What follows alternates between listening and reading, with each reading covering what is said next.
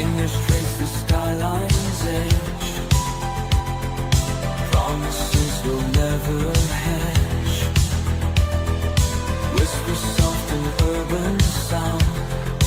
In this love, we're tightly bound.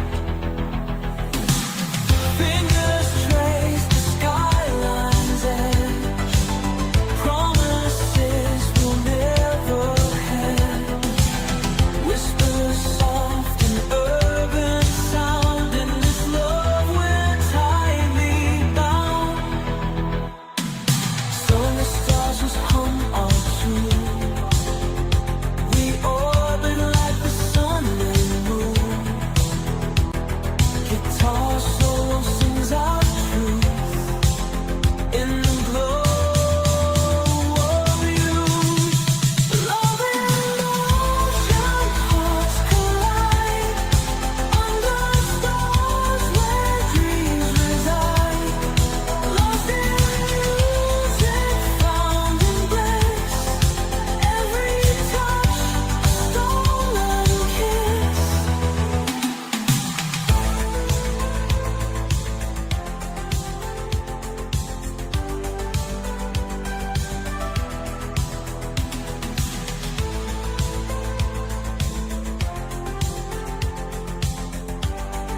Hello?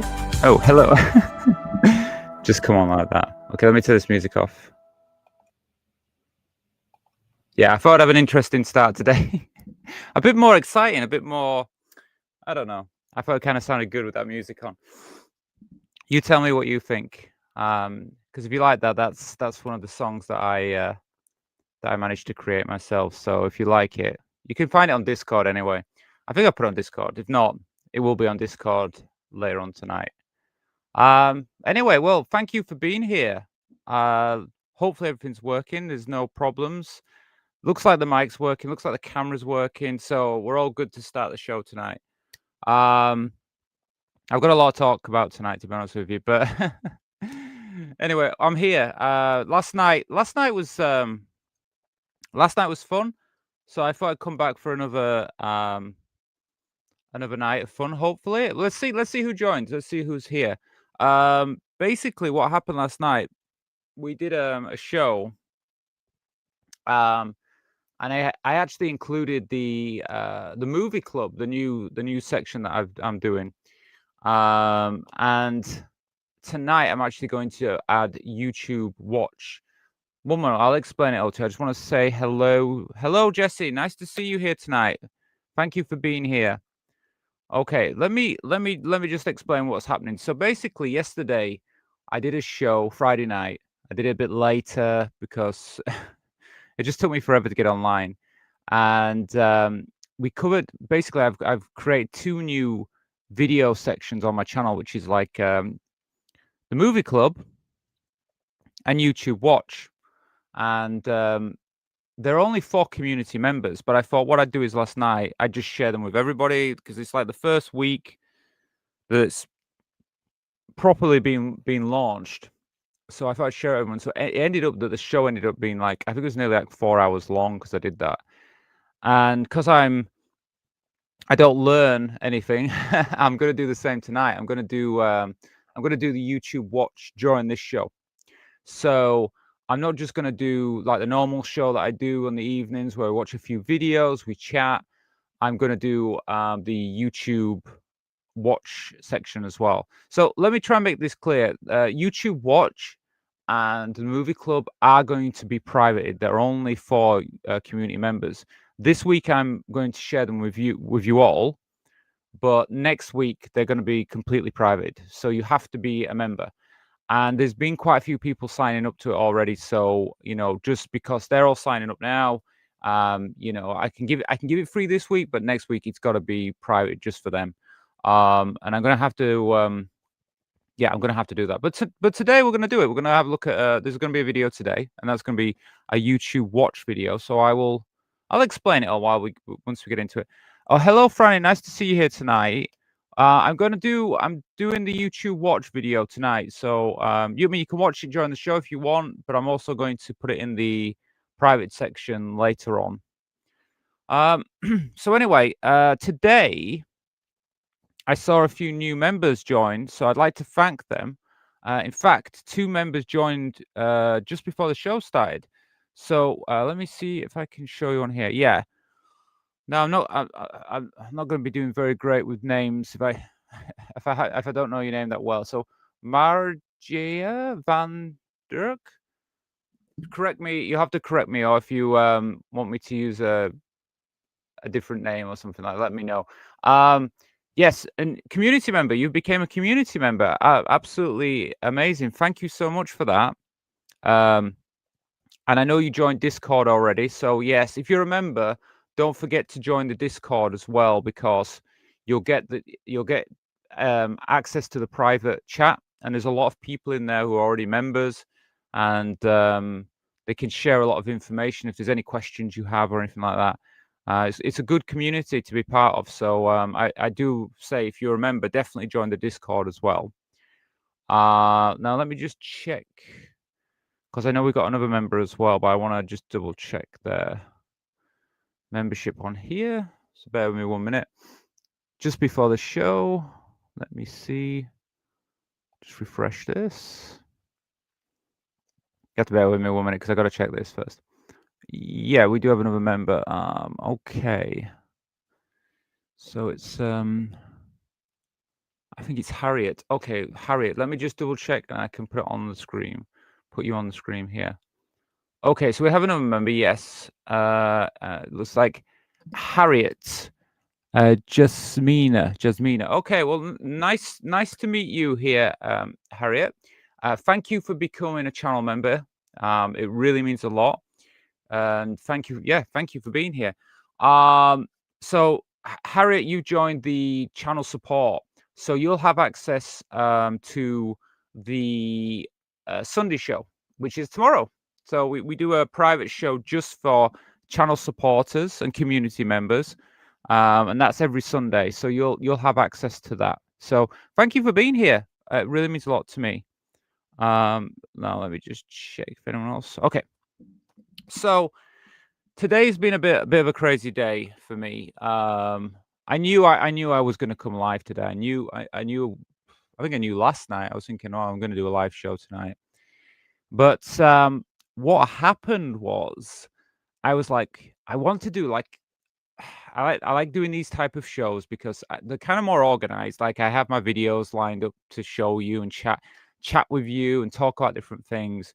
So I have a lot planned, and I can do many things when I'm with you on this type of show. But I also want to do some shows that are kind of just like spontaneous, where I just go on camera and we just chat. And I even said, like, I've got a PS5. I'm not really a gamer. I'm not like a big gamer or anything like that. But just like most people, it's fun. I like doing it. And so I thought, you know what I could do? I'll when I want to do some gaming, I could do some gaming and just chat with you. So I thought that'd be kind of cool as a hangout. And I was hoping to do it today. But I got up this morning. I went to bed pretty late last night because we did the show, and then I kind of ended up staying up. I was watching stuff on YouTube, chilling out myself.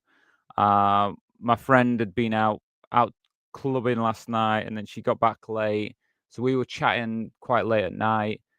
And then I ended up sleeping like, I mean, it was late. I know it was after 5 p.m. And I thought it was fine. I'll get up. Maybe I'll get up at 1 or 2, whatever. It's Saturday. It doesn't matter. And I ended up getting up at like 11, which, I didn't really have much sleep. And I could tell when I woke up this morning, I thought, oh, I don't feel good. I feel tired. I really should sleep longer. But I couldn't sleep. It's like one of those where you lay in bed and you think, I'll go back to bed. And, it didn't happen.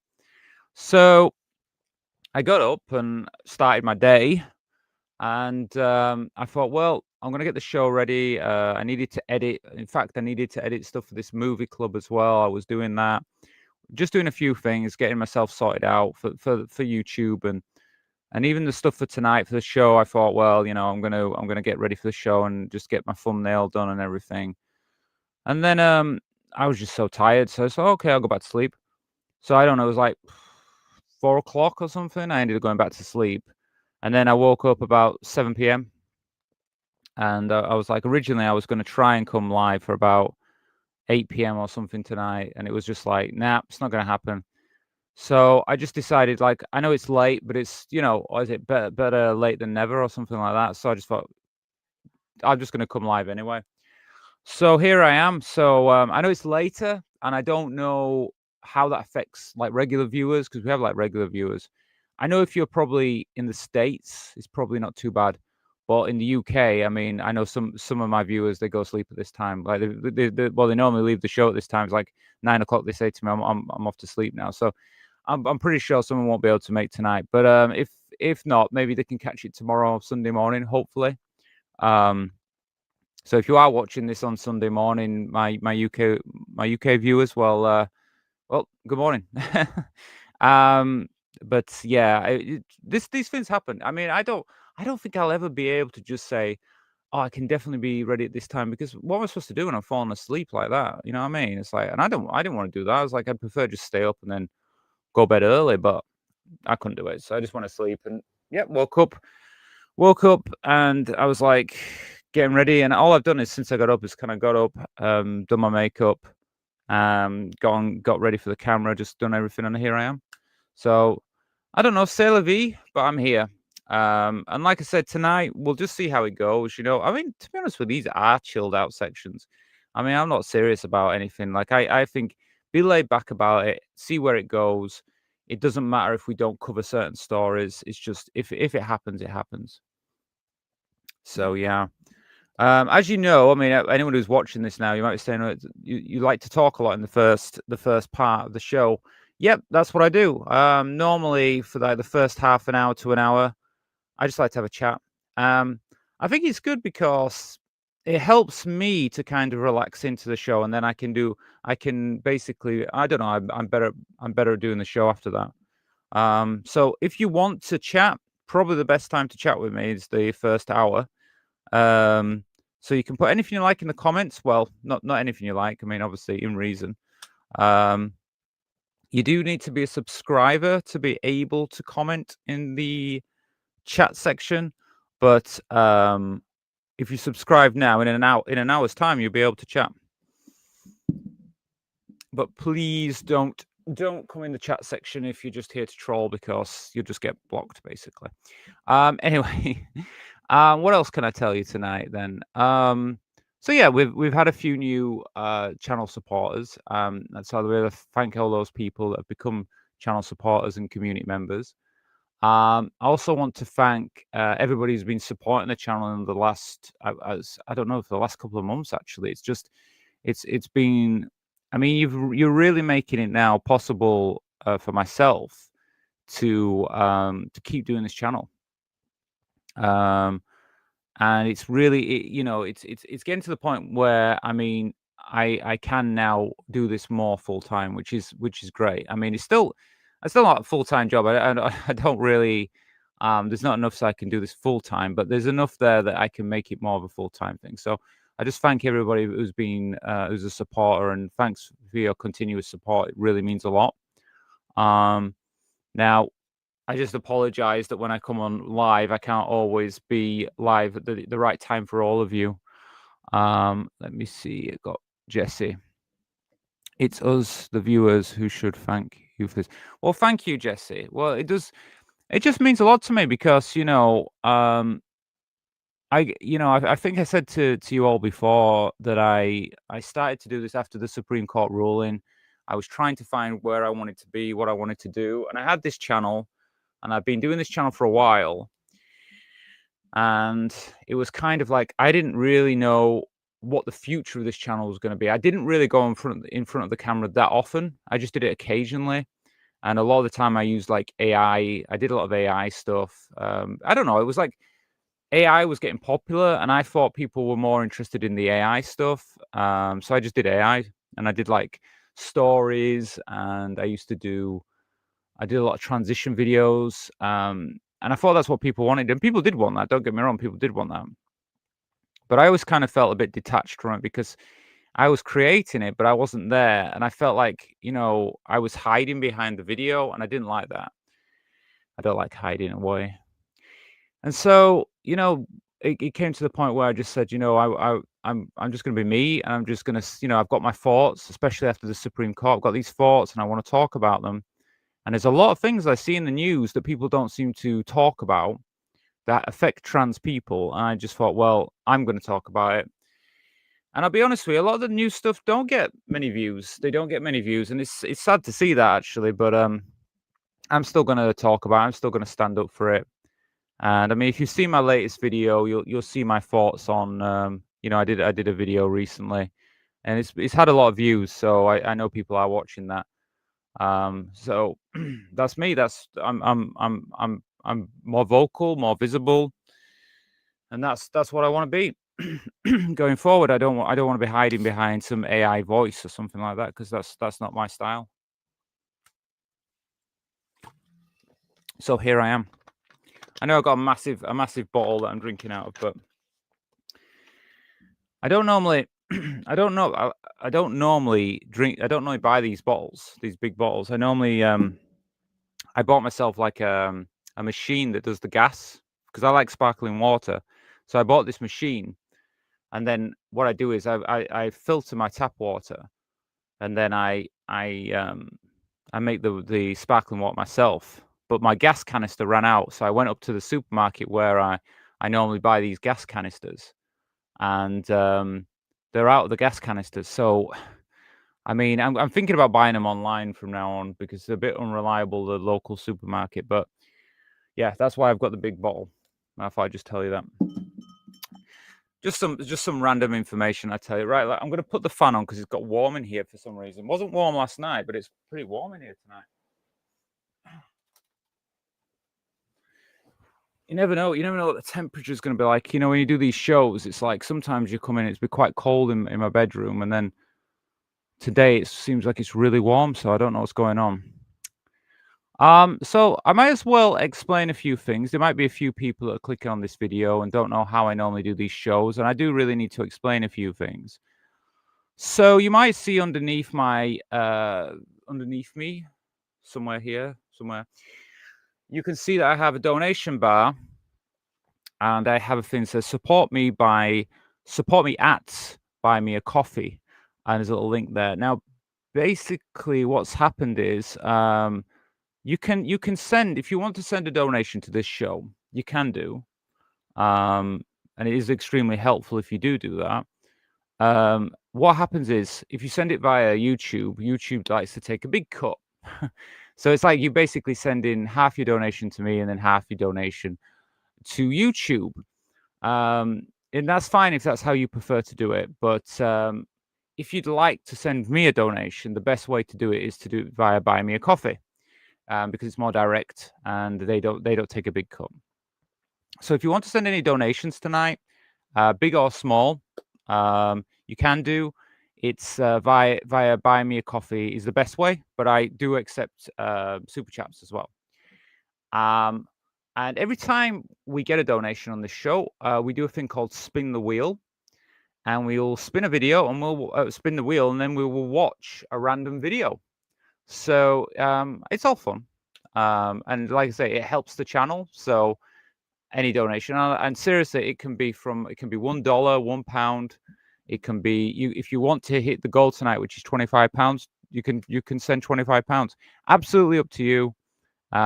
It's you don't need to if you don't want to, but if you do, it's very much appreciated. Okay, so tonight we have had 2 new channel supporters and a community member. So I think I'm going to spin the wheel anyway to get started tonight. But yeah, I have a few things to talk about. But should we spin the wheel first, or should we talk about? I think we'll talk about a news story. Now, I'm going to talk about a news story because I did cover this news story before, and I think it's worth talking about. So we might do that first, and then I think I might end up spinning a wheel. But if you want to send a donation, please do, because it does help the channel. Okay, so first what I'm going to do is I'm going to cover this. I'm going to talk about this news story. Now, I haven't planned anything for this. I just saw it earlier on today, and I think I'm just going to randomly cover it. We'll see how it works. Normally, I plan this out, but I didn't really have time, to be honest with you, today to kind of work out everything how I was going to show this. But instead, what I'll do, I'll just share it.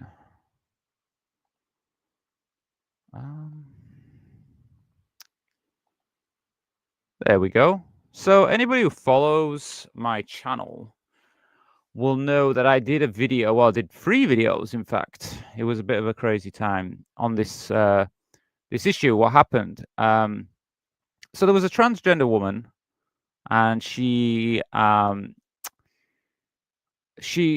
basically, I have to explain all this, but okay, let me explain it all. Some of you might know, and if you've watched my videos, you'll know. So I won't need to explain it. But there might be some of you out there that haven't watched my videos, so you don't really know what this is about. So, transgender woman jailed for deception, sexual assault. Okay. So this has been. I am going to say this has become a very hot topic. When I first came across this, I thought it was very clear cut to me. I'm just thinking like, so a transgender person has been, well, she hadn't been put in the jail when I first came across this. She was going to court, and what she was going to court over was that she had slept with a man, and this man, apparently he claims he didn't know she was transgender. So they met over Snapchat, I believe it was. So they were talking on Snapchat. They hooked up. He came over to her place, and they hooked up and they went to bed together. Now, what happened then was, apparently when they were intimate together, he wanted to have I don't like really talking about sexual things, but basically he wanted to have like full sex with her, shall we say? Okay. And she said to him, I can't, I'm on my period. That's what they've said, right? And then later on, after the incident, so basically they did foreplay and stuff like that, I presume. But they said there was something about penetration in the thing. So who penetrated who? I don't know how that worked, but okay, whatever. But he claimed he didn't know she was trans. And then so she decided to come out to him a few days later or something like that, told him that she was transgender. And then he basically said that he would never have consented if he'd have known she was trans. So, oh wait, I've got a message here about to say hello here. Hello, Rochelle, isn't it? Rochelle, hello. Good morning. It's morning, isn't it, for you? I'm pretty sure you're in New Zealand, aren't you? Good morning. Or good evening for us. Yes. I'm on late here again in the UK, but I guess it works out better for other countries. Anyway, thank you for being here tonight. So yeah, oh yeah, and thank you for you're a community member now as well. Thank you for being a community member as well. It really means a lot to me that. We got some new, like the movie club and YouTube watch videos. So look out for all the videos that are coming out. And if you need anybody who needs any help in the member section, just let me know. But best way to let me know is probably through Discord. I can chat more directly there. Anyway, back to this this story. So yeah, so she let him know, and then he reacted really badly with it. He said, no, I didn't want that. Okay. And then he went to the police, because that's what you do, don't you? When you this kind of thing, straight to the police, and accused her of basically assault. And then so we'll skip it ahead. They went to court, and she was found guilty. And then they said they were gonna obviously when you're found guilty, they don't give you the sentence straight away. You go away for a bit, and then she returned back to be sentenced. I believe it was on Friday this week, yesterday. And she was found, well, she was already found guilty, but she was then sentenced. I believe she was sentenced to jail time. We'll look at that now. Actually, it's on here. Sentenced to jail time. Let's have a look. Let me have a look on the thing. So, transgender woman who lied to a man about being a biological female when she performed sexual acts with him has been jailed for 21 months. Right. So 21 months she's been jailed for. Sierra Watkins, victim, because because we don't know his name, which is fine because obviously, he's the one that's been claimed to be assaulted, so you don't get their names. Said he would not have consented to sexual activity if he had known she was a biological male. Durham Crown Court heard. Watkins, 21, and from Thornbury, whatever, Stoke-on-Tees, has claimed the man would have realised her status, but juries found her guilty of sexual assault. Yeah, so she claims that he would have known anyway. Okay. To me that isn't, even though that's what she said as well, that's not the important thing to me. But I'm going to explain my opinion on this once I give you all the story. So right, yeah, recorded Peter or whatever his name is. He said certainly the victims fully believed from the start to finish that Watkins was a female due to her lies and deception, because that's what she's been accused of, being deceptive. Watkins, was born male, has used the name Ciara since childhood, but had not undergone any medical treatment or surgery. Just want me to butt in here, but so what? So what? If she's a trans woman, does she need to undergo any medical treatment or surgery to be a woman? No, she's a woman, right? So she doesn't need any surgery. Why is it always got to be? Well, you got to have the surgery. You know what I mean? Well, anyway. So the earlier trial in Tees court had heard. Okay, so that was the court before. Watkins and the victim were both 18 when they met on Snapchat, where the defendant used a female cartoon character as a profile picture. So I mean, that's another crazy thing. I mean, is that what people do nowadays? They go on Snapchat. She's using a cartoon character, and the guys go, "Yeah, I'll go meet her." I mean, I won't meet someone who showed me unless I got a real picture, I wouldn't even talk with them. Anyway, before meeting in person and going to have sexual contact, prosecutor Paul Reed said Watkins, who was referred to in court by female pronouns, told the man she was on her period to stop him touching her below the waist, the court heard. When Watkins later revealed she was biologically male, the man filed a complaint to the police. He told officers that he had not known Watkins' history. He would not have consented. Okay, not swayed that way. Okay, that's offensive what he's done there. Anyway, but anyway, whatever. In a statement read to the court, the man said he's physically sick. Yeah, all right. Watkins revealed that she's a massive secret to him. He said he was shocked and upset, and began to see about how he felt ashamed and embarrassed and had been ridiculed online due to Watkins' actions and deception. So how was he ridiculed online? Who's going around spreading this anyway?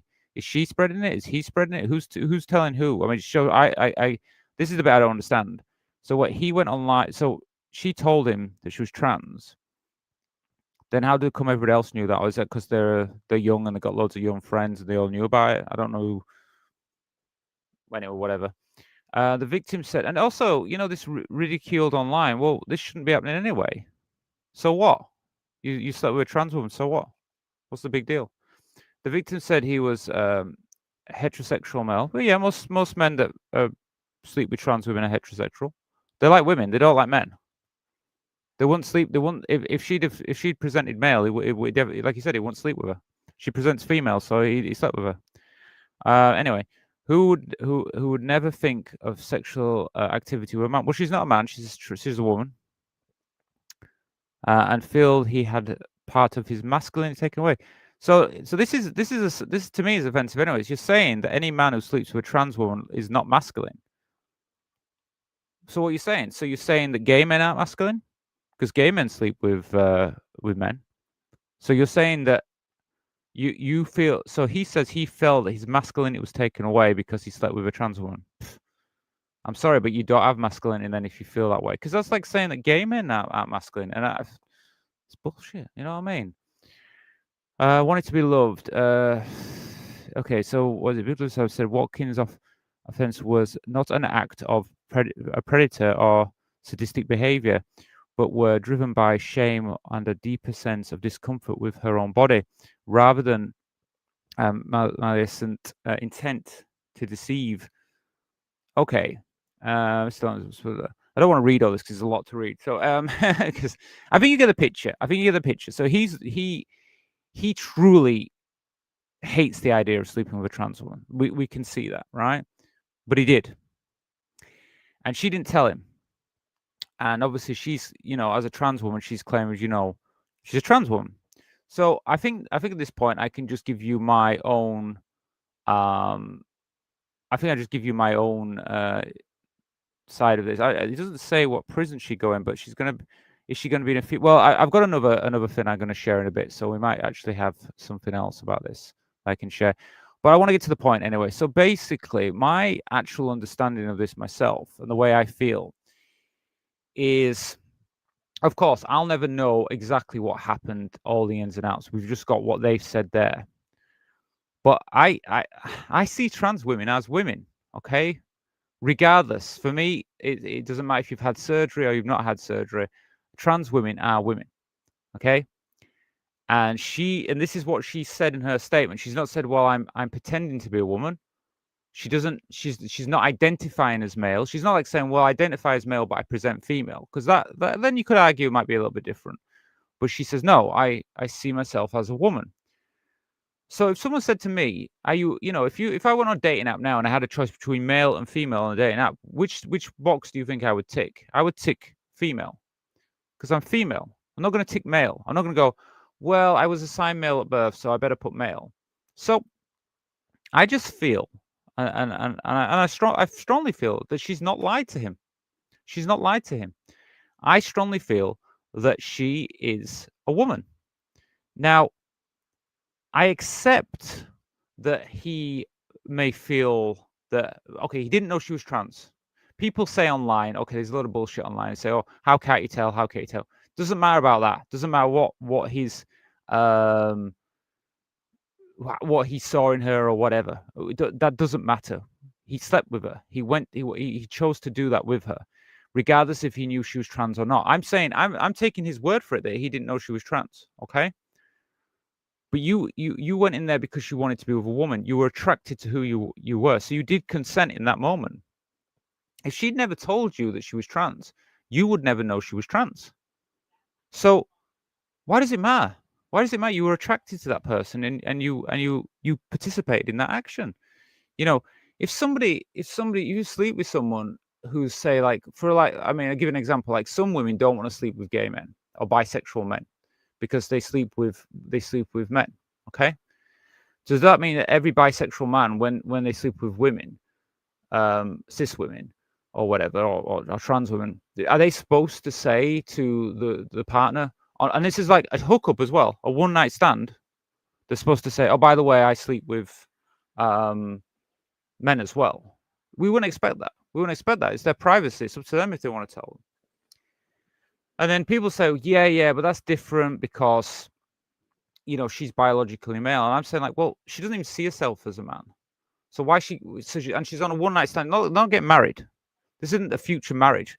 Now, she went and told him after. Maybe she wanted to have more of a relationship with him. That's why she told him later on.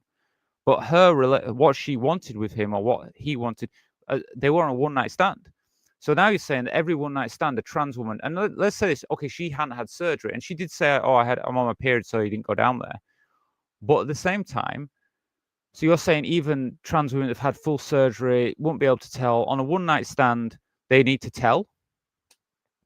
Now, I'm going to be honest with you, like any situation I've been in the past, I've told people because it's my choice. And this is what people got confused with when I said this before. I said, I tell. And they go, "Well, you yourself, you're saying that she shouldn't have to tell, but you do." And it's like, well, the reason I do is because that's my choice. And I'm saying I believe people should have choice. I believe people should, if she chose not to tell him, I'm saying, well, it's fine. I don't have a problem with that. And then it's like, well, you would. And it's just like, well, that's my choice. That's just my choice. I feel like that. Well, I guess because I would be concerned that he might go down there and, and anyway, I don't care anyway, mate. To me, it's here or there. But what the problem is with this, right, is originally, I'll just get back to another thing about this. Well, the problem with this is the original court cases this was based on were to do with they were lesbian women who were pretending to be men to sleep with straight women. Okay, so they were dressing up as men, pretending to be men, and then getting to have sexual contact with these women. And they were pretending. But where Sierra wasn't pretending, she lives as a woman, she presents as a woman, she's recognized as a woman. So she wasn't pretending. So the court cases this is based on is actually, I think it's 3 lesbians that did this before. And that's what it's based on. It's not based on any trans. This is the first trans person. But what this has done in the UK has now set a standard that if you ever sleep with someone now as a trans woman or a trans man, and you don't tell that person that you're trans before you have that contact, even on a one-night stand, you could be prosecuted. It's possible. People say, "Oh no, it's because she was deceptive. That's why." You know, if you're not deceptive, then you don't say you got a period or something like that. But it's like, so what happens if you've got a transgender woman who's had full surgery, can't tell at all? You're saying she has to tell anyway. So it's set a precedent that means that that's going to be that's how it is now in the future. And I'll just add another thing. People say as well, it's not safe if you don't tell. A lot of the crimes that have been committed against trans women in like America, there's a lot of ones that happen in America where trans women are murdered. And a lot of these trans women have told the men know they're trans. What happens is the men sleep with these trans women, and then after they feel guilty, they feel unhappy with what they've done. Because obviously they were horny, and then after they're like, I didn't really want to sleep with a trans woman. And then they murder them. And then they go to court and they say, "Oh, I did it because I was shocked that they were trans. I didn't realize." So don't tell me that it makes any difference. When you have the choice, you have your choice to tell people before, after, during, whenever you want. You have the choice. This has taken that choice away from trans women. And that is my core argument about this. If I choose to tell someone, that's my choice. If Sierra chooses not to tell someone, that is her choice. But now she doesn't have that choice. No trans woman has that choice. They have to by law, because you could be prosecuted, even if it might not be safe for them. Because you're saying to me, people out there are saying, "Oh no, it's not safe. You've got to tell them straight away." Really? You sure about that? Is there any time that's safe? We don't know. It's a gamble, and you have to. You've taken that away for people to make that decision. It might be safer for that trans woman if she's on a one-night stand. She meets a guy, and she just doesn't tell him. No, they never know. It's done. Okay, it might be safer for her, but she don't have that option anymore. So yeah, I think that's the majority of what I wanted to say about it. There was something else I was just thinking, but I've forgotten exactly what it was. But anyway, yeah. But let me know in the comments. I'm sure people will. Sorry, I didn't know where give a reaction. To react? You've been here. It's fine. It's fine. But thank you for being here. Thank you for being here. Let me see how I pronounce your name. Machea? Will you let me know how you want me to address you? But thanks for being here. Thanks for being during the live show, and thanks for becoming a member today. It really means a lot. But if you need help, probably just best contact me via Discord. I know we're friends on Discord now, so yeah, just contact me on Discord, and I can let you know where to go and everything, how to do stuff. No, you're welcome. I mean, it means a lot that you're here. Thank you for being here tonight. It really does mean a lot. Thank you so much, and thank you for becoming a member. I've got lots of videos on the way, and we're going to do a video tonight. We're doing YouTube Watch tonight, so I'll probably do it in a few. I'm just going to just finish talking about this unfortunate thing that's happened to this trans woman in the UK, and then I'm going to move on and talk about the show tonight. So yeah, I'm not the only one who kind of covered this. Let me share. In fact, I'm going to my Discord now.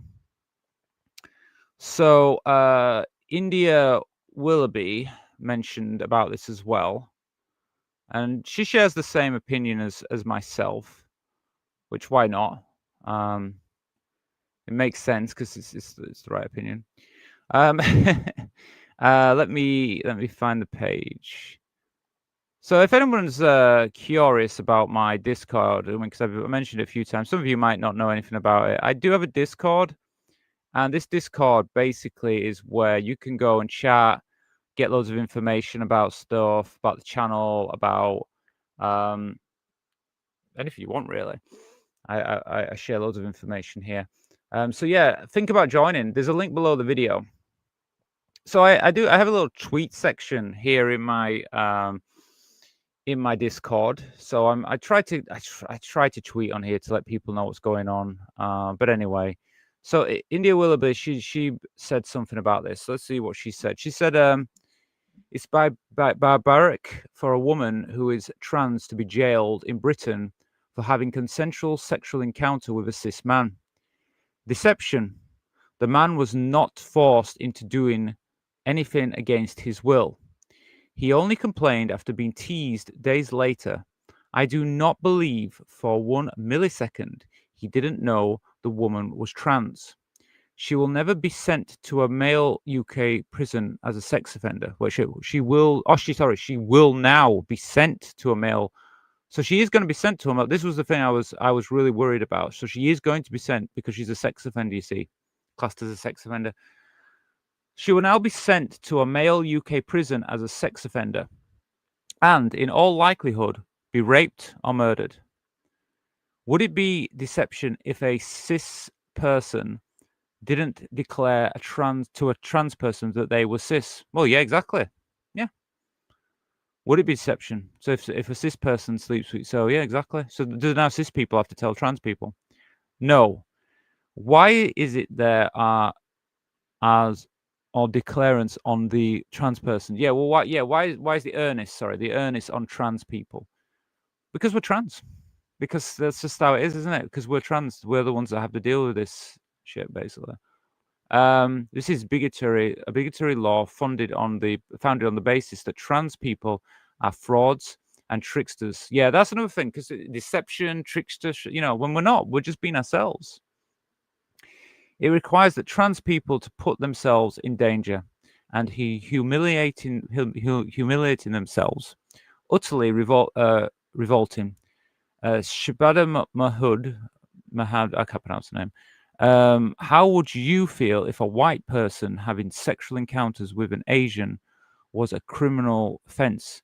Or how about a Jewish person? Hi, before we have sex, I have to tell you by law I am Jewish, in case you are revolted by that. What does that remind you of? Exactly. Totally agree with her. She's 100% right with that. So this is it. It was in the BBC. What are the comments? So we've got trans woman jailed for deceptional sexual assault. Trans woman jailed for deception, deceiving a man in having sexual encounters. Yeah, and I've seen, it's just awful, really. I mean, I might make a video on this still. I'm 50-50 because I mean I am speaking about it here. I might even just put this video out and share it with people.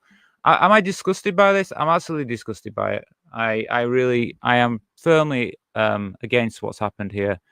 I feel it sets a precedent for all trans women here in the UK. Look, I class myself as a woman. I live my life as a woman, and if I'm in a situation where I was in a sexual encounter, I would address myself as female. And to say that I could go to jail for doing that, I think is absolutely disgusting. And I think the UK is going backwards. In fact, I don't recognize this country right now. I don't recognize this country for I used to think it was a country of principles, gave dignity to people, and it had human rights for people. And I truly am disgusted by this. That's how I feel. How I can let you know how to speak well my name. Well, probably the best way to do that. Well, look, I mean, give me 1 minute. Let me see. Let's use. I'm going to use my. I've got ChatGPT. I'm going to write your name in here. Okay, I'm going to write your name in here, and I'm going to see if they can say your name right. Wait. I gotta make it bigger because I can't see. I know. This is probably the best way, to be honest with you. Let me do it like this. Okay. And you can tell me if they've got it right. I'm just gonna do your first name, yeah? Wait, it's not it's not letting me do it. You know, because I know English people who are like, I'm useless. Okay, 1 minute. I'm gonna get your name now. Why is it TJ? What am I doing here? Okay.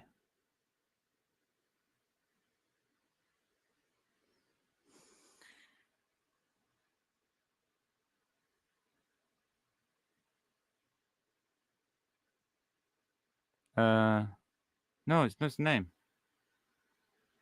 1 minute. I'm gonna get it right. Okay. Oh, okay. Listen. Got it. Marcia is a lovely Dutch name, pronounced roughly Marcha. Marcha. Did you mean you want to say March your hope today as a phrase, like a title? Marcha. Is that correct? You let me know. Is it? I've got Marcha. That's what ChatGPT says. But don't trust ChatGPT because sometimes ChatGPT says names completely wrong. To be honest with you, I will always let them know as the flirting stage. If she gets up and walks away, is better than unlived. Well, look, Franny, I completely agree. This is, the funny thing was when I talked about this before, people were saying to me like I was trying to be deceptive as well, and all this jazz. And I don't even think she's being deceptive. I think she made her choice, and that should be at the end of it. But I'm the same, right? I choose to tell people, right? I always have. That's my personal way of doing it. To be honest with you, I don't go around dating like this anyway. So look, what am I doing? Friday night and Saturday night, I'm here doing a live stream. I'm not off to the club. My friend was at the club. I'm not at the club. Okay. And I didn't ask her if she told. She was with a guy last night. I didn't ask her if she told him, or I don't know. Who cares? Do you know what I mean? Like, you want to do your laws, whatever you want to do your laws, but people are just going to carry on living. But yeah, it's up to you. It's the individual. It's up to you. I mean, I don't know how it is in America, but in the UK now, it's against the law not to tell them. Okay. Haha. Okay. Yes. Yes, it's cute. So it is Marcha. I'll try and remember. Bear with me because I'm not the best with names, but I will try. Marcha. Well, thank you for being here, Marcha. And Esme. See, I remember names. I remember. Even says no hate. Esme. Nice to see you here tonight. Thank you for being here. I hope you're well. I haven't seen you for a while. Yeah, so I think that's all I have to say at the moment about that subject. But I'm absolutely disappointed about what's happened. I admit that I only got the information that's there. I don't know if there's some information that's missing out that I've not seen. But as far as I'm aware, he there was no trickery or anything. He consented to sleeping with us. So, hey. I've been listening. Oh, have you listened to my music? Have you heard my new songs? I played one at the beginning of the show. I just wanted to share some of it with you because I've made loads of music early on this year, but now I'm sharing it on Discord. So if you ever get a chance to check it out on Discord, please do. Because I enjoy sharing it. I like that. Some of the songs are really good. So yeah, I think we've covered everything about that. I've said what I had to say about it. I don't know if there's anything else I want to say about it. I mean, I know people disagree with what I'm thinking, but whatever. It's like if you don't think people should have free choice, then whatever you want, what kind of world do you want to live in? In the background of the live stream. Oh, the music. It's not on now, is it? Oh, okay. Oh, when I have the music on. I haven't got it on today. I haven't got any background music on at the moment. Sometimes I put it on. But I don't think there's any on now, is there? Because I don't listen anyway to that.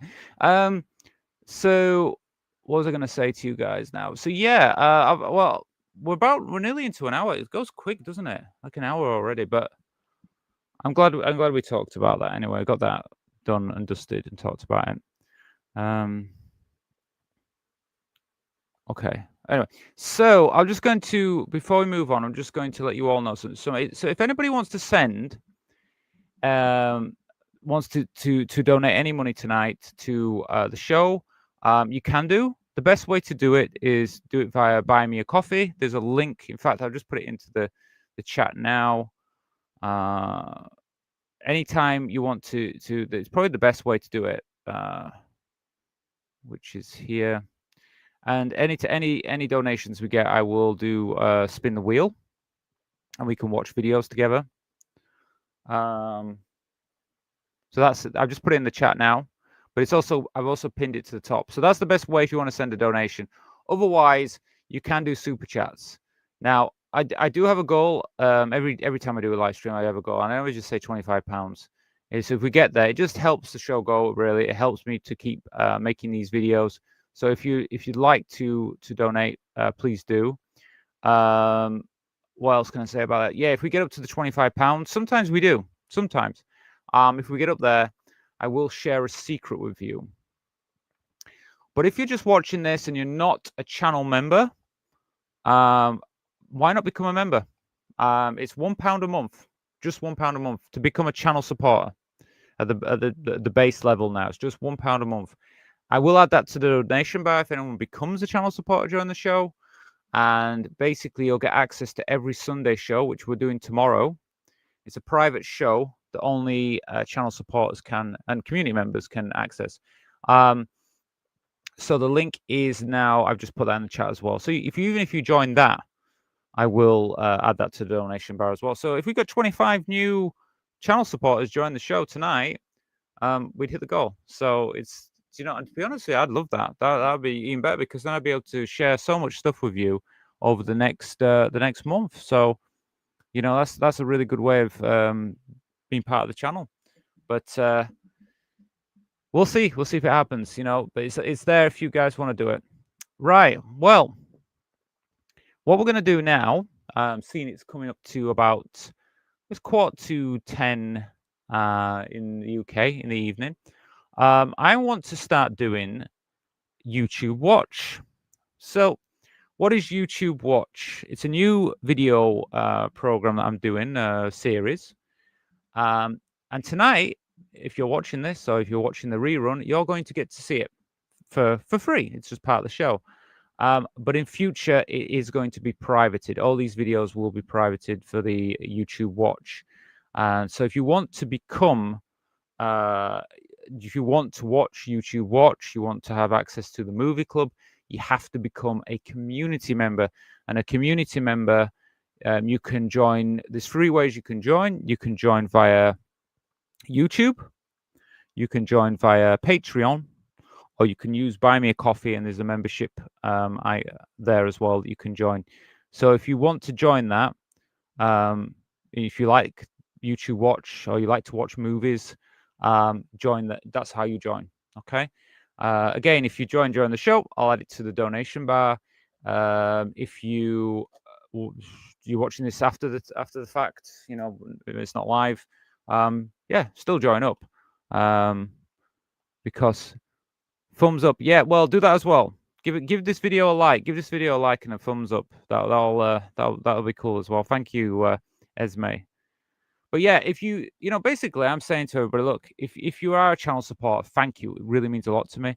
But if you'd like to move up to a community member, you get an extra 2 videos a week. We can spend more time together, which I think is cool. So just consider that if you want to do it. It's around £4 to £5 a month. Okay. It depends where you join. If you join on YouTube, it's £5. If you join on Buy Me a Coffee, it's £4, and if you join via Patreon, it's $5. So it's a different way you join, but it's up to you. There's links below this video, and you can join up any of those. So it's up to you. If you join, you're very welcome to be part of the community, which is what we're building here, building a community. So, and right now we have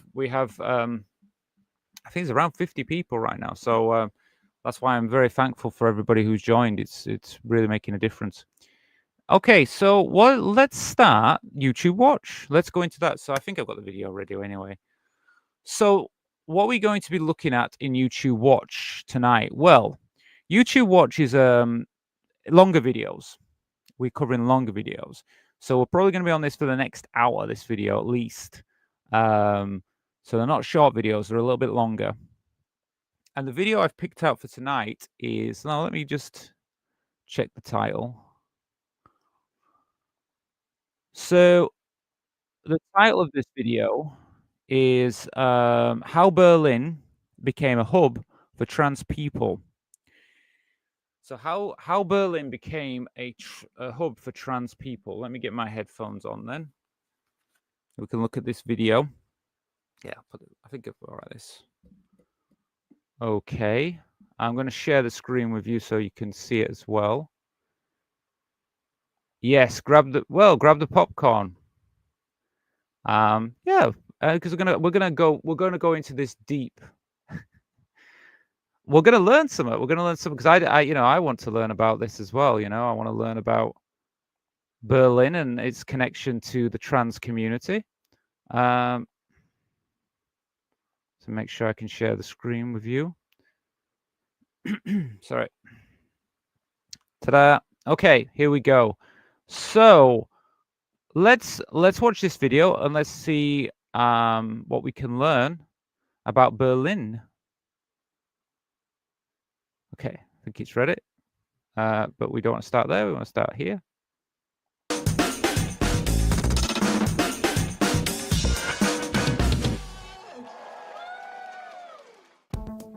The vibrant cosmopolitan city of Berlin attracts LGBTQI people from around the world, including trans people.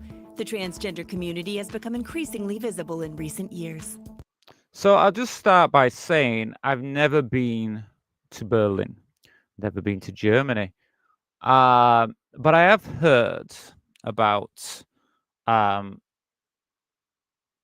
Berlin being a hub for trans and LGBTQ plus people. So I guess it's somewhere I should visit. I should definitely. So it's going to be interesting to see what they talk about in this video because if it's interesting, I might even decide to go there. I am going to be doing some blogging, hopefully, when the weather gets better next year, so probably next summer. So you never know. This might be a destination I choose to visit if it is what they say it is. Let's see then. What's this here? Oh, I was going to read that. Too quick. How Berlin became a hub for trans people. Okay, yeah, that's the title, isn't it?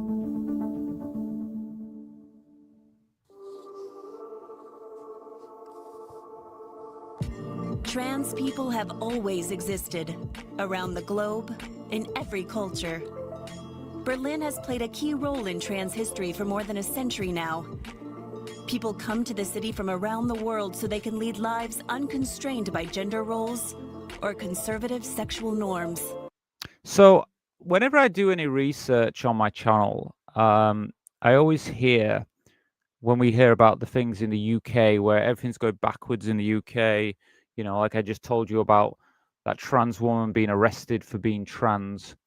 And when I always get a lot of more positivity from other countries, and Germany is one of these countries that comes up that seems to be more forward thinking with trans rights. Now, I do hear things like they say a lot of time about right-leaning politicians getting more power there and things like that. I don't know.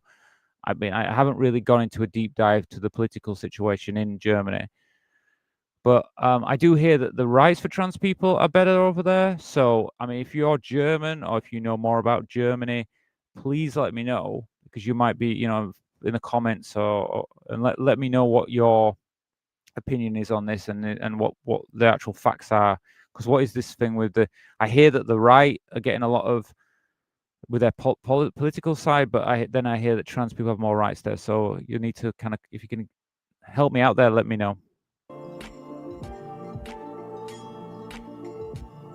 According to the city authorities, Berlin is home to between 200,000 and 300,000 queer people, an estimated 8% of the population. It's not clear how many of them identify as trans or intersex. Many You know, and this is a thing that keeps coming up as well. Like, so 8% are under the LGBTQ plus flag, should we say? And this thing about trans people, we don't know how many trans people exist. We just don't know, because I don't think every trans person, you know, like I've heard some people say on my channel, say, oh, well, in the UK, you know, because of the gender recognition certificate. And it's like, well, we know those people on the gender recognition certificate, but we don't know how many trans people there are. There's trans people who are still in the closet. There's trans people who just don't have a gender recognition certificate. They just live as themselves. Some trans people don't feel that they should have to go through all these, you know, get paperwork done and things like that. They feel, no, I should be accepted for who I am, which I agree with. So we don't know. We just don't know how many people are actually trans anyway. There could be a lot more than we actually know. places cater for the LGBTQI community. Berlin's queer magazine Siegersäule has collated a map of relevant venues on its online portal, siegersäule.de. Advice centers, specialist doctors, hundreds of party locations and cafes, as well as cultural resources such as museums and bookshops. We're taking They seem to have, just by looking, it seems to be a lot of places for trans people and LGBTQ plus people to go in Berlin, by the looks of it. So it seems quite an interesting place to visit, actually. you on a 4-chapter journey through Berlin's queer past and present, one that explores 1. Why trans asterisk people from around the globe come to Berlin today. 2. How a scientific pioneer challenged prevailing sexual norms more than a century ago. 3. How Berlin achieved cult status for its queer scene in the 1970s. And 4. What life is like for trans people in Berlin today and what problems they encounter. So we're going to cover all these different topics in this video. So, okay. Franny, Berlin was an LGBTQ plus haven way back since before the Nazis. Yeah, I have heard. Yeah, it's been a long history. I think we're going to learn about that in this video today. So it's going to be interesting to see what they say. So let's get back into the video and see about each topic in the video. But what does being trans mean? Well, first off, trans people are part of the queer community. Queer is a collective term for people whose gender identity and/or sexual orientation does not correspond to the heterosexual norm. Okay, so that's for queer people. Okay.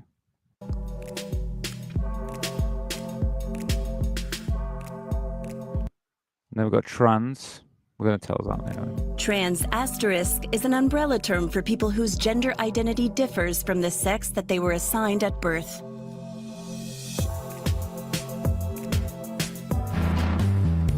Okay, well, I mean, I think most of you viewing this probably know this, but if you don't, yeah, of course, we have the LGBTQ plus, you know, umbrella, and you've got and the reality is, like, you know, gay people, it's more to do with their sexual orientation, who they are attracted to, and being trans is your identity, is how you identify.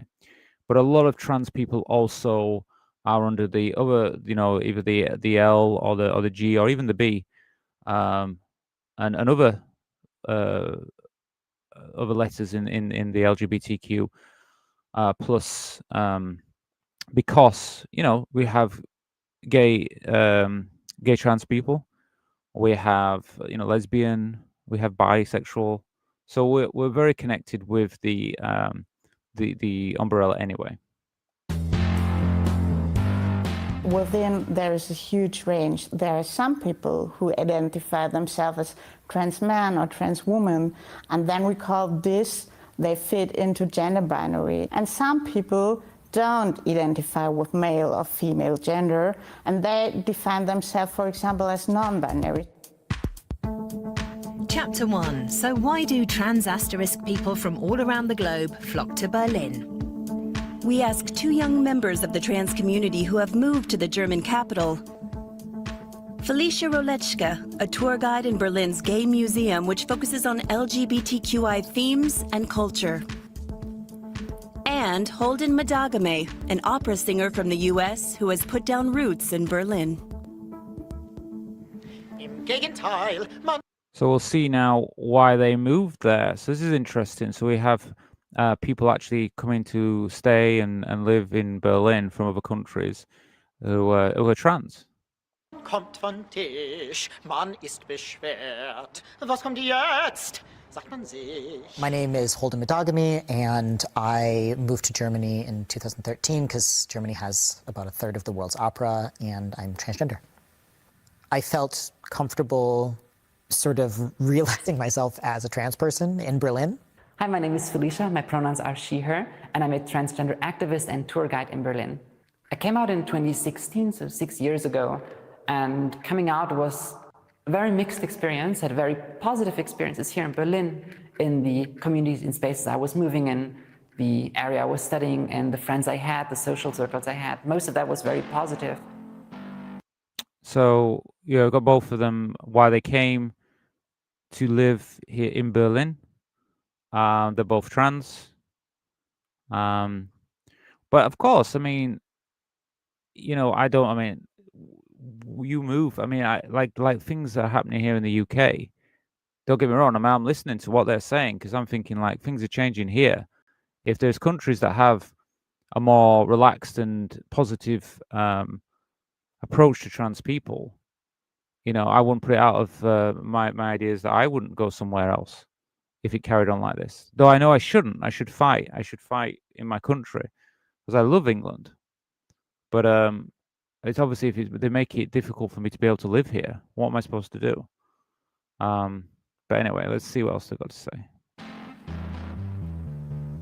Felicia began transitioning in 2015 at the age of 20.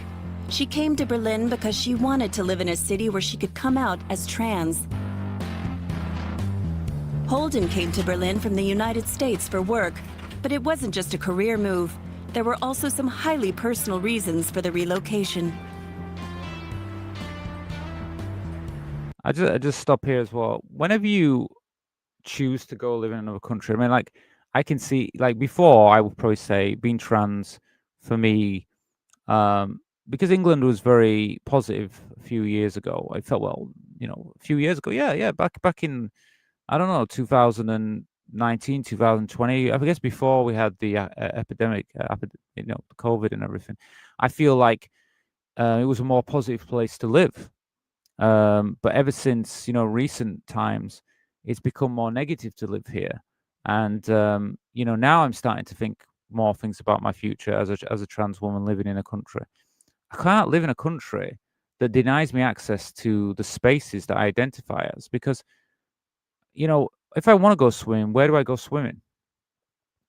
I use the female toilets, but, you know, what happens if I find that, you know, like, yeah, if you get confronted in the female toilets, you basically have to leave. And there's even people saying that they would violently attack you for being in that space. So it's not a welcoming place, the UK at the moment.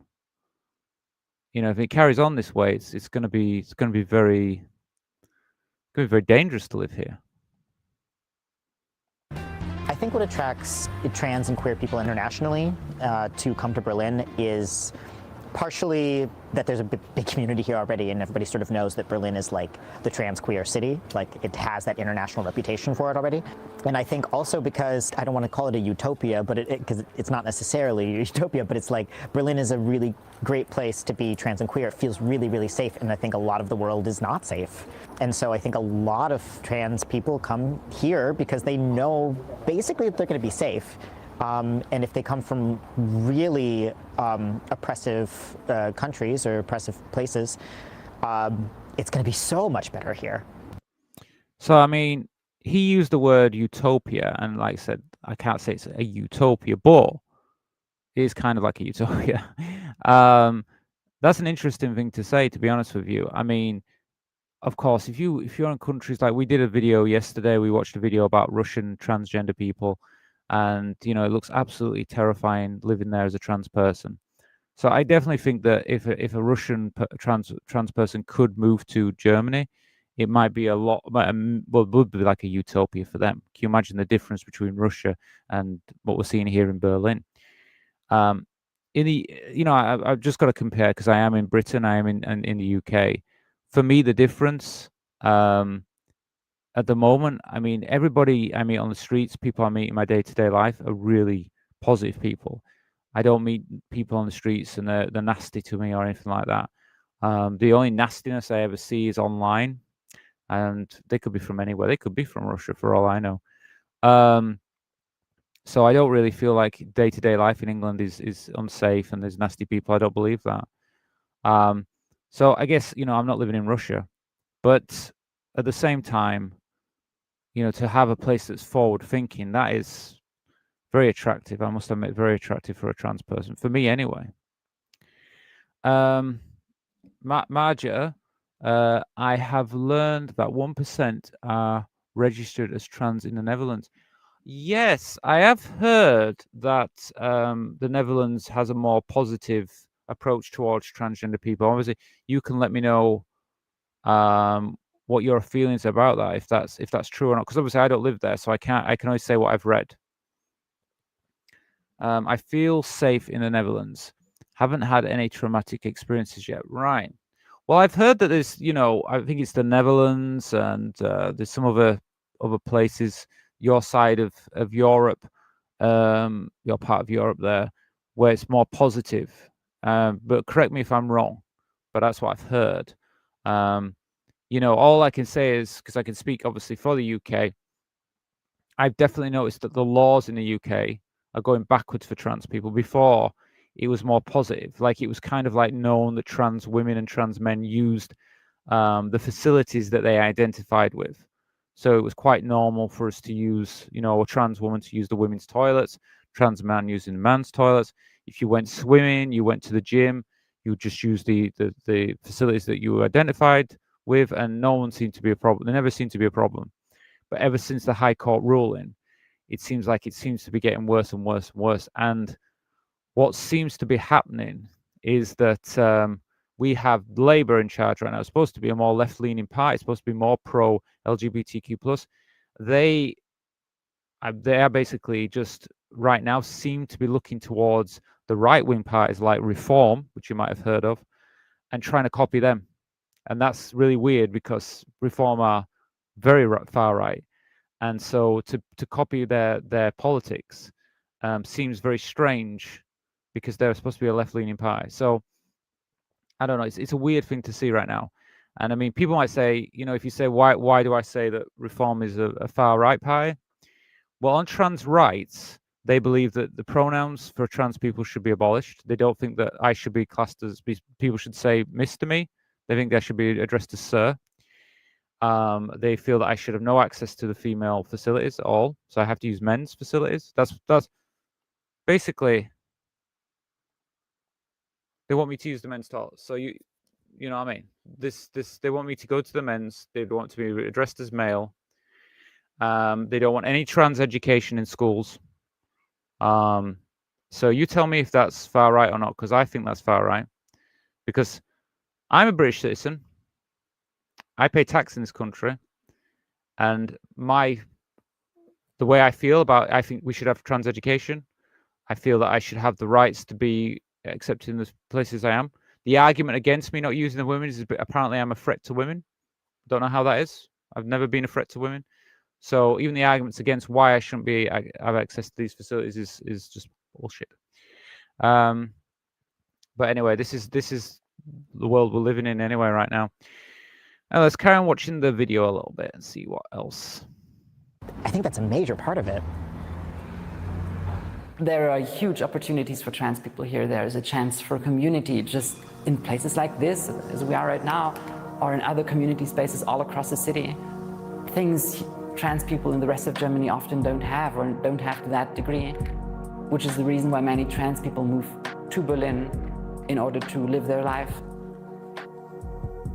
Berlin first became a queer. So that's interesting to hear then. So basically, You know, there are a lot of trans people moving there, and you have that kind of freedom to be yourself. You can be open and live your life. So very positive at the moment. What the message is for Berlin.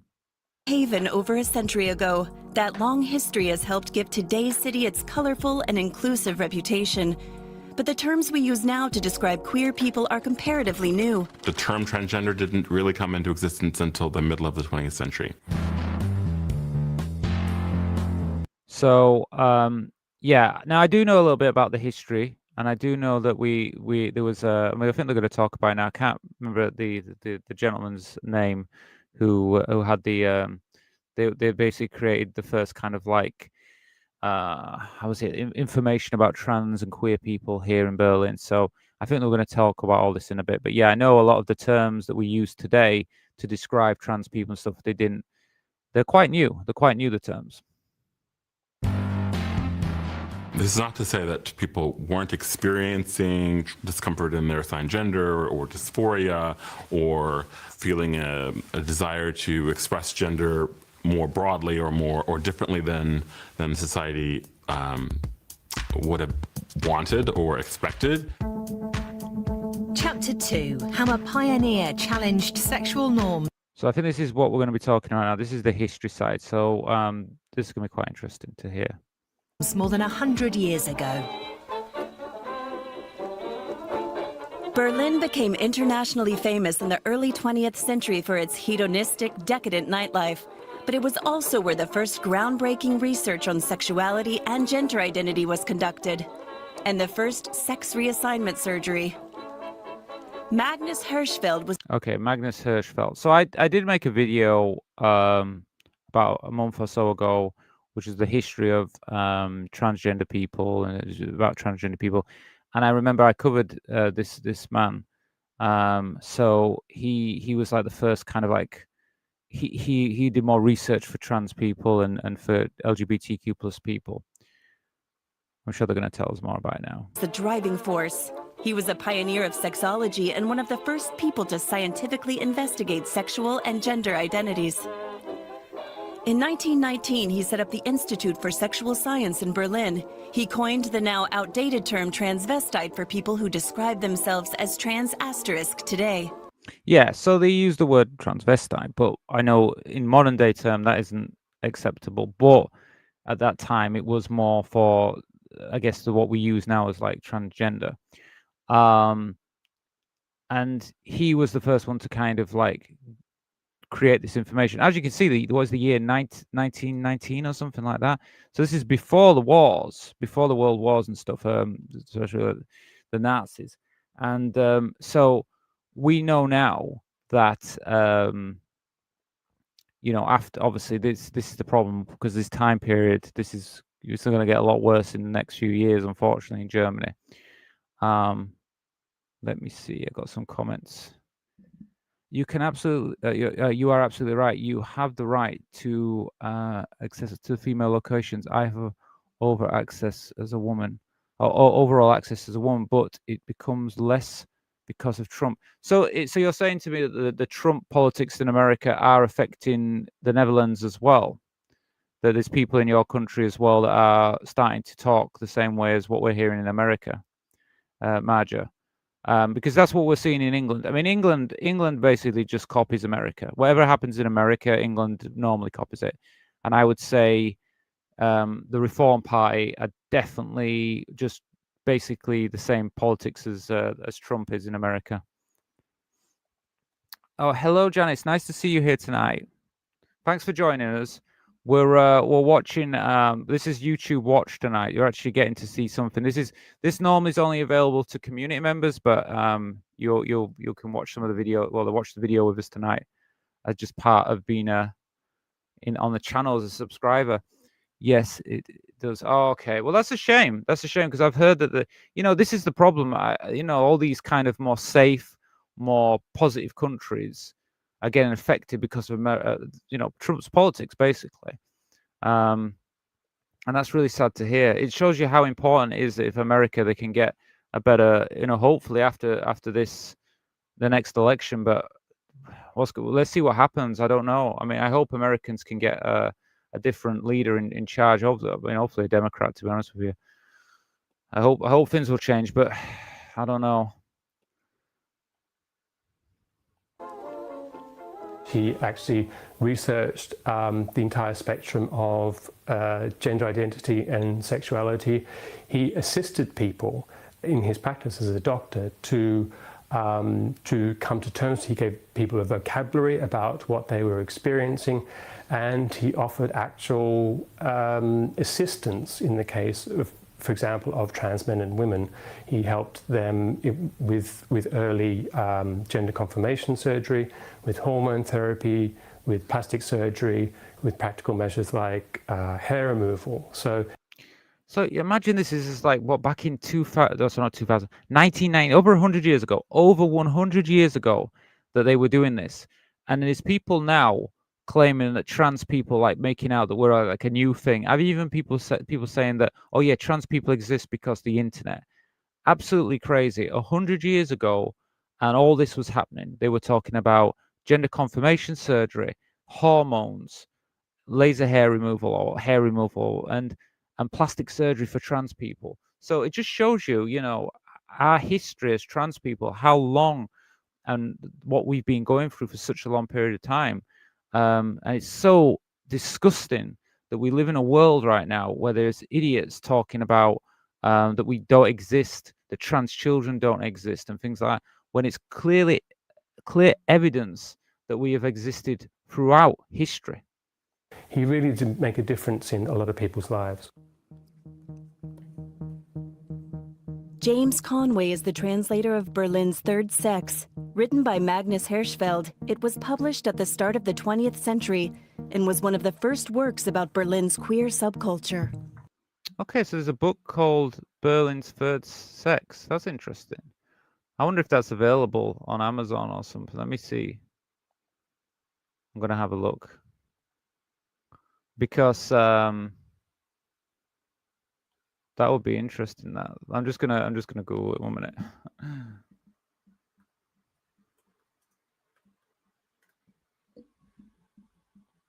Well, I'm going on. Let me. Maybe I just. Can I share this one? I can share this one with you. I don't think it's. Can you see that?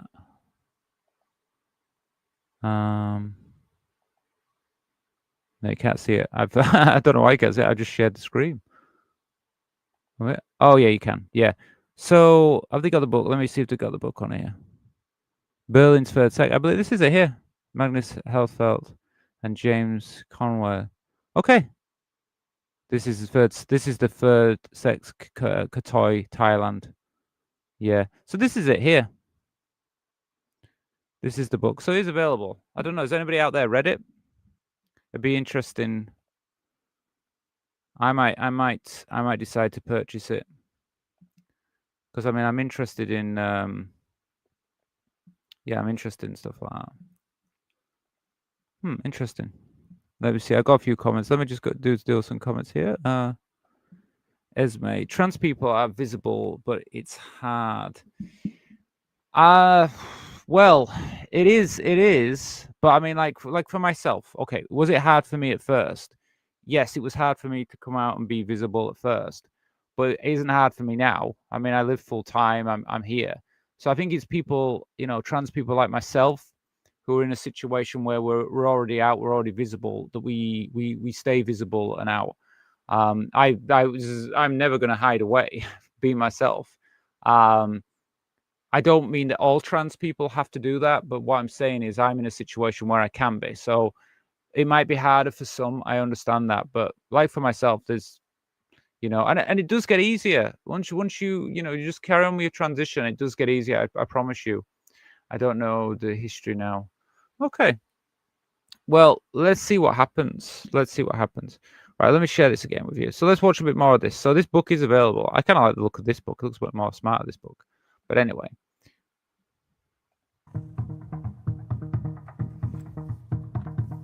Hirschfeld was himself part of this community and wrote about venues like the queer nightclub and cabaret El Dorado. It was later targeted by the Nazis. Before that, Berlin was a place of freedom and experimentation. In the Weimar. Yeah, it sounds like before Nazis came along, Berlin was quite a free, open society by the looks of it. But then obviously, and this is why we are like we are today, why we're dealing with these things. When people refer, like here in the UK, when we talk about reform getting power, I mean, do I feel this could happen with them? Well, no, I don't think it could go this bad. I mean, surely not. But we have to learn from the lessons of the past. And having right-wing, far-right parties take power, there is a danger of these things repeating. And Reform have already made clear in the UK that they don't want to accept trans people and stuff, and they're not a fan of LGBTQ plus rights. Let's be fair. So, you know, these things could occur again, in a sense, trying to erase those people, because what Hirschfeld was doing was very important and still is very important. Could you imagine if this never happened? What could have happened? We might have even had more by now. Trans people might have been more accepted throughout the world than they are now if these things hadn't happened. Raquel, okay. Perhaps J.K. Rowling would like a copy of the book. Oh, tell me about it. Well, I mean, the damage she does to trans people is disgusting. I've always said this about her, and this is one of the things. I mean, there's many problems with her. She's in such a certain position where she doesn't understand her responsibility. I know she has her opinions and she wants to put them out on what is it, on X, Twitter, whatever you want to call it. But have some responsibility. Every time she targets trans people on there, which she does, I've seen her retweet trans people who've got maybe like 100 followers or something like that. Even myself, I mean, I have a very small follower account on X or anything. If she was to retweet or attack me, that damage to me would be really serious, would be a really big problem. But she has millions of followers. So when she says something, all those million of followers just nod their head and agree anyway. They never question her. And she attacks trans people all the time. So she actually hurts people really badly. And then on top of that, she claims she's all for women, but if you look at her tweets, you look at what she says, it's very much she doesn't like trans people. And anyway, let's be honest with you. What is she going to be famous for? Do you think she's going to be famous for Harry Potter? Or do you think she's going to be famous for being a transphobe?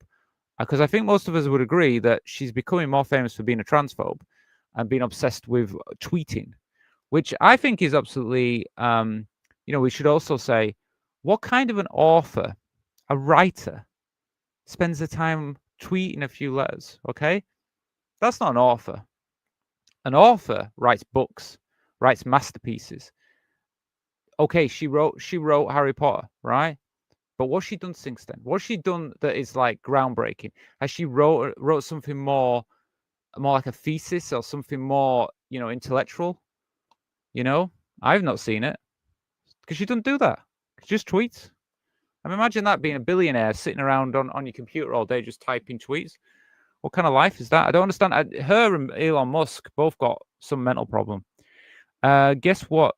Her's going was a cross-dresser. Well, that happens a lot as well. We have a lot in history. We have a lot of people that are like anti-gay.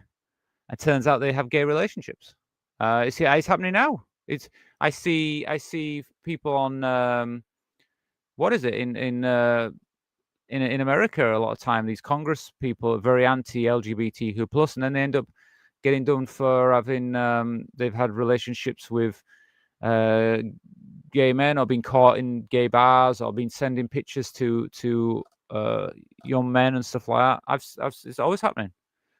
But there's some mental problem with that. It's people who deny who they are. There's a reason they do it. It's they attack the thing that they actually love. They attack it. Era, you have Lily Elbe, who is known to us through the book and the film The Danish Girl.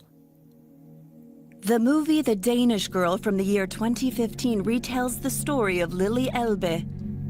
The Danish trans person and artist was a media sensation. She was one of the first intersex people to undergo gender reassignment surgery in 1930. She came to Germany for the procedure. So I've done a video on Lily Elbe as well, and I've talked about the Danish Girl film as well on my channel. So if you haven't seen any of these films, check out my videos on my channel. I've covered a lot of this before. My feeling about the Danish Girl as a film, I'm going to say that I think it misinterpreted her. I didn't think it was correct how they told the story. They went more for some sensational version of the story, and they kind of missed out a lot of the facts for her. So don't, if you walk, because you will walk away, if you watch the film, you might feel like, whoa, she seems a bit selfish in the film, and the true story is not that. It wasn't like that. And I will say that yes, in my video on her as well. So yeah, check those out. They're in my they're on my channel.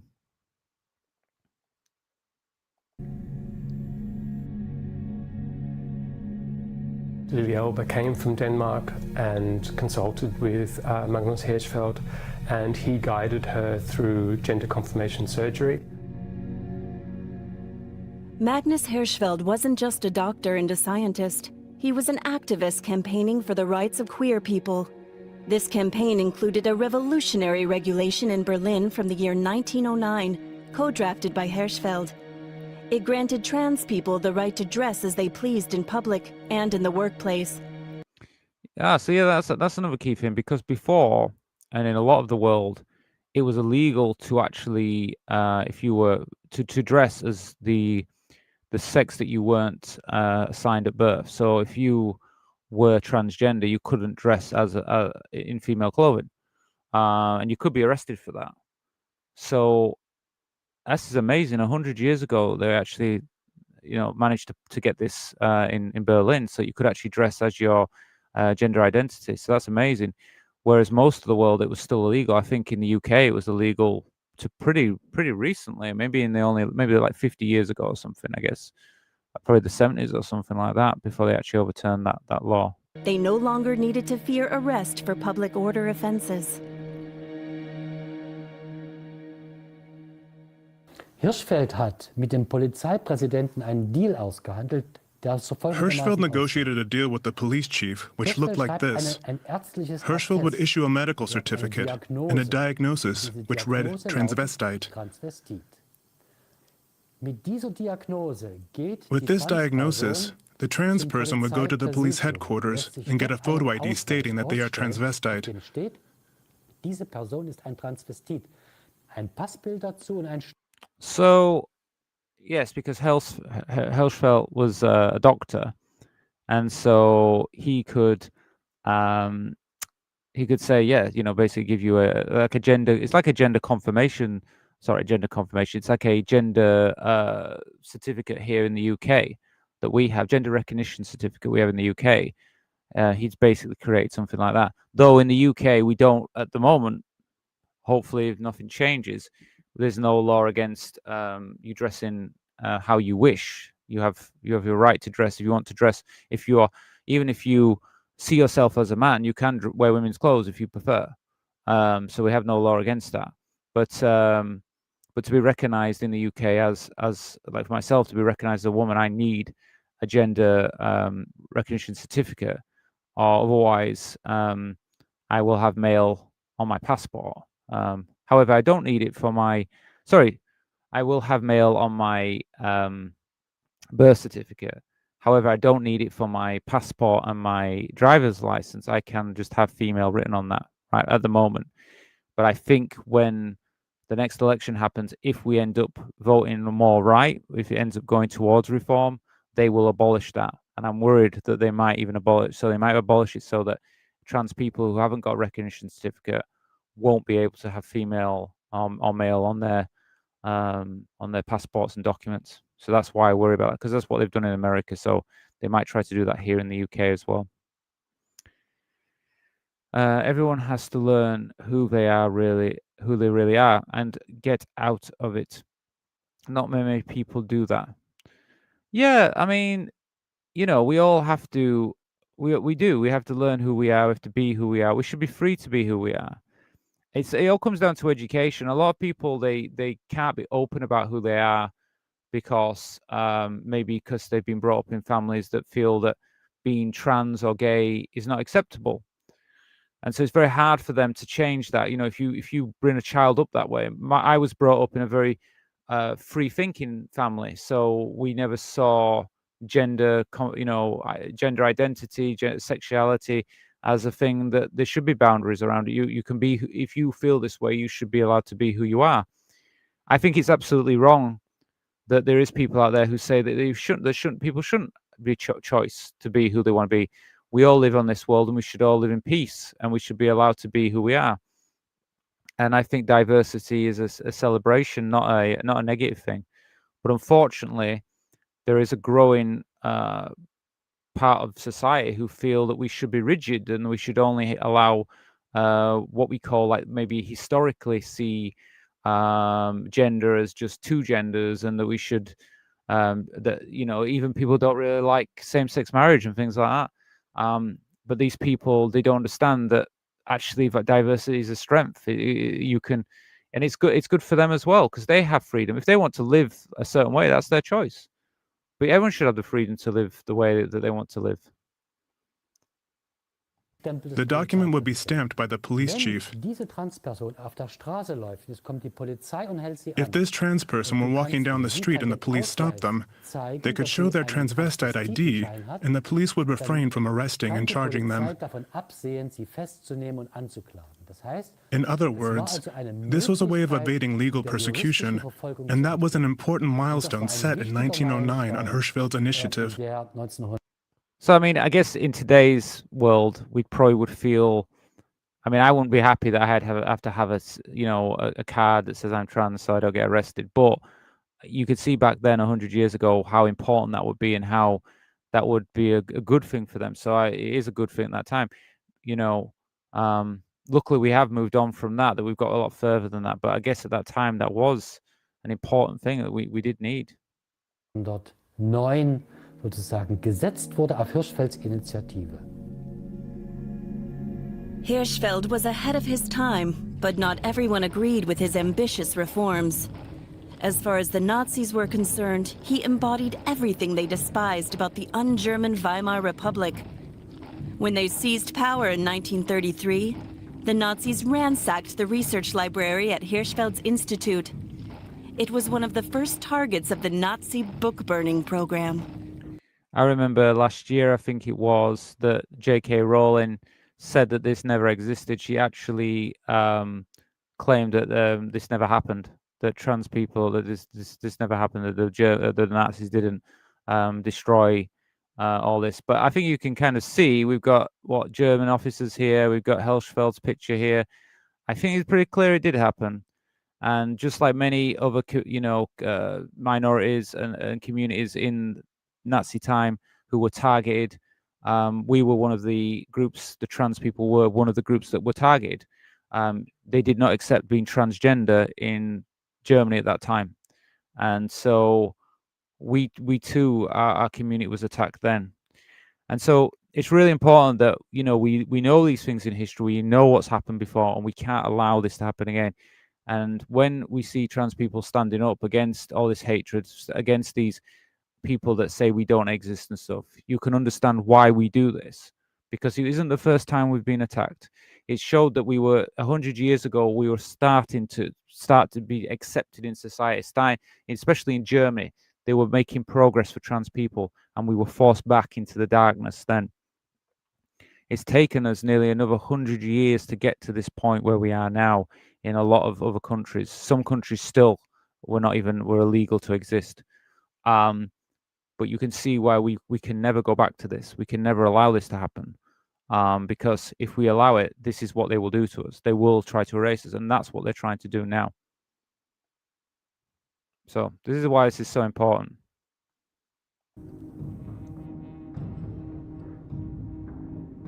Bei dieser Bücherverbrennung wurde die Büste von Magnus Hirschfeld At this book burning, the bust of Magnus Hirschfeld was carried over the heads of the Nazis as they marched toward the bonfire. Seizing these trophies from the Institute was a way of showing that the spirit of the Weimar era must be extinguished by symbolically casting the bust and the entire contents of the library into the flames. Imagine all the books there and the information that Hirschfeld had actually gathered and gained for things that were very positive for trans people and gay people, LGBTQ plus people, and it was just burned by the Nazis. When people try to take books out of libraries now, we hear that there's trans books in libraries.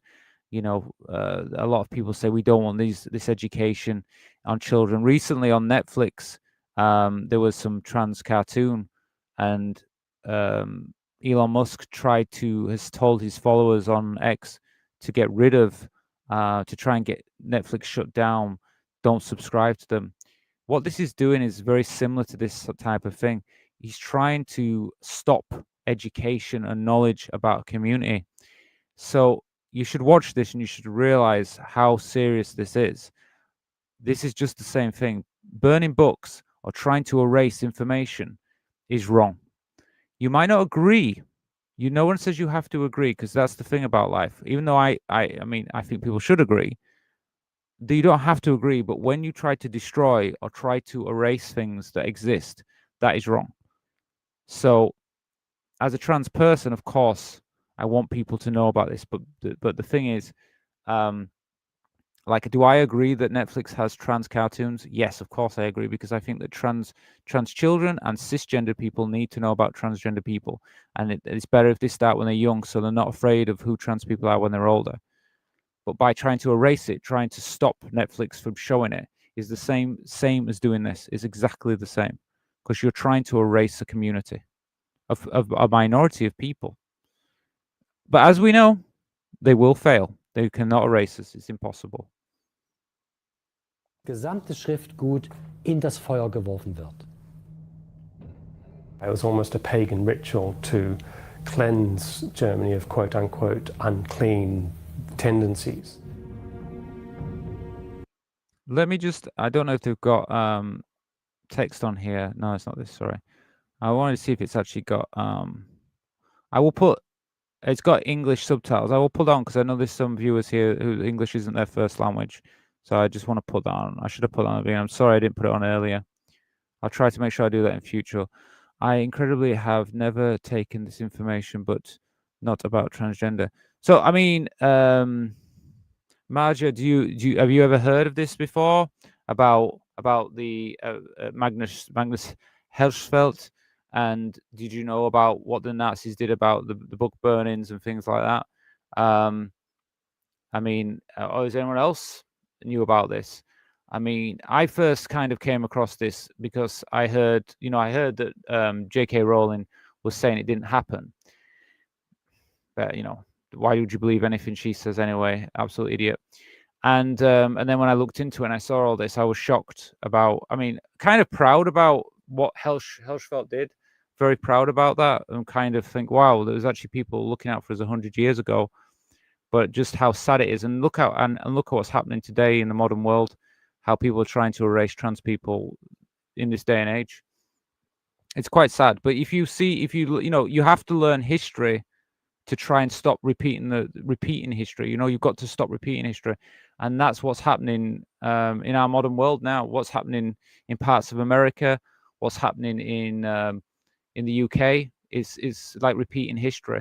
And I hope that the Netherlands, I hope that Germany, I hope other countries don't follow that. We should be trying to fight to let countries like Russia and Saudi Arabia and places like that, China, we should be fighting for those trans people and gay people in those countries so that they can have a better future. That's what we should be fighting for right now, not trying to turn the clock back in Western countries. We shouldn't be doing that. Anyway, let's watch some more of this. Magnus Hirschfeld was on an international lecture tour when the Nazis came to power and laid his institute to waste. He never went back to Germany. After all, he knew that as a gay Jewish social democrat, he would never be safe in the Third Reich. Okay, so he was gay and Jewish. Yeah, I don't think you can live in a Nazi with the Nazis. That's definitely not going to be able to stay there. I wonder what happened to him. I never really I don't know what happened. I wonder if they're going to tell us what actually happened to him after. So he never went back. And just how sad that is, you know, you've got someone there who obviously was making a big difference for people 100 years ago. This is definitely somebody who's very important to trans and queer history. So yeah, it's really sad to hear this. Magnus Hirschfeld died a broken man. He died on his birthday. I don't know if there's any significance to that, but he died having seen his life's work literally going up in flames. Hirschfeld's reformist influence was lost during the Nazi dictatorship. Well, you know, it's quite sad to hear this. And obviously, you know, to think that he left this world thinking that his legacy and what he did was gone, because obviously they burned the books, they burned a lot of information. But I'll say here now, as myself, as a trans woman, I recognize him. I recognize what he did for us. And even though a lot of that information was burned, he has helped to create a lot of better things for trans people. So he is recognized for that, whatever. But it's just very sad to think that he ended his life like that, and you know, this had to happen. Let me just see some comments. This is new information for me. A Jewish prosecution, yes, that I know, but transgender, no, I didn't. Yeah, a lot of people, I'll be honest with you, a lot of people don't know about this. A lot of people, when J.K. Rowling tweeted about it, I mean, I could probably find the tweet. When J.K. Rowling tweeted about it, there was people who kind of came up against her, but a lot of people didn't know about it. People still don't. A lot of people think transgender people only existed recently. Let me see.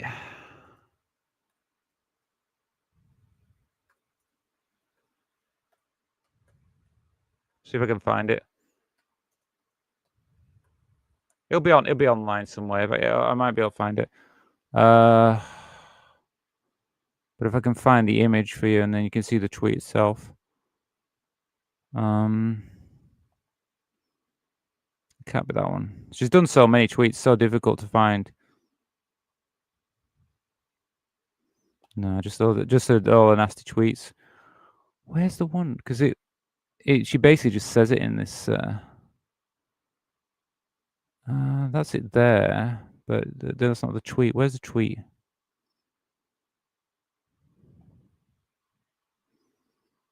I'm just looking for it now, because if I can find it.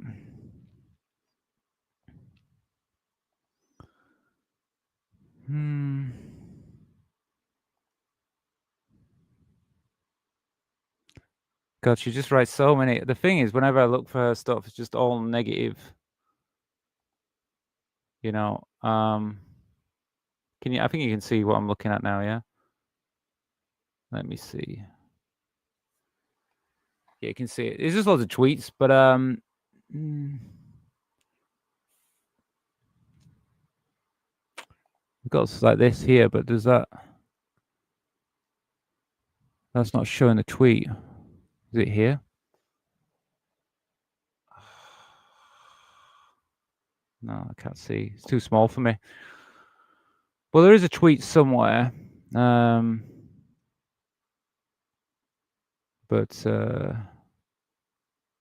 is this it here? No. Just got these. This is all what she talked about, but I haven't got anything with the actual tweet. I'll have a look for it later on if I can't find it. Is this it? Is this true what they say you can lead? No. She's just done too many. This is the thing. You can't just get it from her, because she's just, all she does is write tweets about let me see if this shows anything. This is talking about it. Yes, J.K. Rowling, the Nazi prosecute trans people, burn books. Yeah. So they got a tweet here. They actually got a tweet on here. That's the thing. And they're talking about it. They don't show a tweet. I guess she deleted it. I guess it was here. Would have probably been here. But you know, normally they have the picture somewhere online. Oh, so you didn't see that. I was looking on the page then, but I couldn't. Let me have a look after. I'll have a look for it later on. Can't find it at the moment, but I will. I'll find the tweet. I will find the tweet for you later on. History seems to be repeating. I agree. Yes, it is repeating. It is repeating. Haven't been born 3 years after. I've been born 3 years after the end of the World War II. The effects of the events that happened were well known, but over the years things got blurred. Yeah, I think so. I mean, I didn't know about the transgender thing until recently. I didn't know. That's quite a new one for me. But very sad. And on his birthday, yes. Yeah, it's sad, isn't it? American teenagers burn all their Beatles records after John Lennon said the Beatles were more popular than Jesus, stirred up by right-wing activists, so it can happen anytime. Well, yeah. I mean, what is it like? I guess they all went and bought more Beatles records once they'd burned them, you know what I mean? They never ran out of, never not popular. But yeah, I do know. I mean, I know that the Beatles record, they burned the Beatles records. They like to burn things, don't they? These right-wing activists and stuff. They love to burn stuff.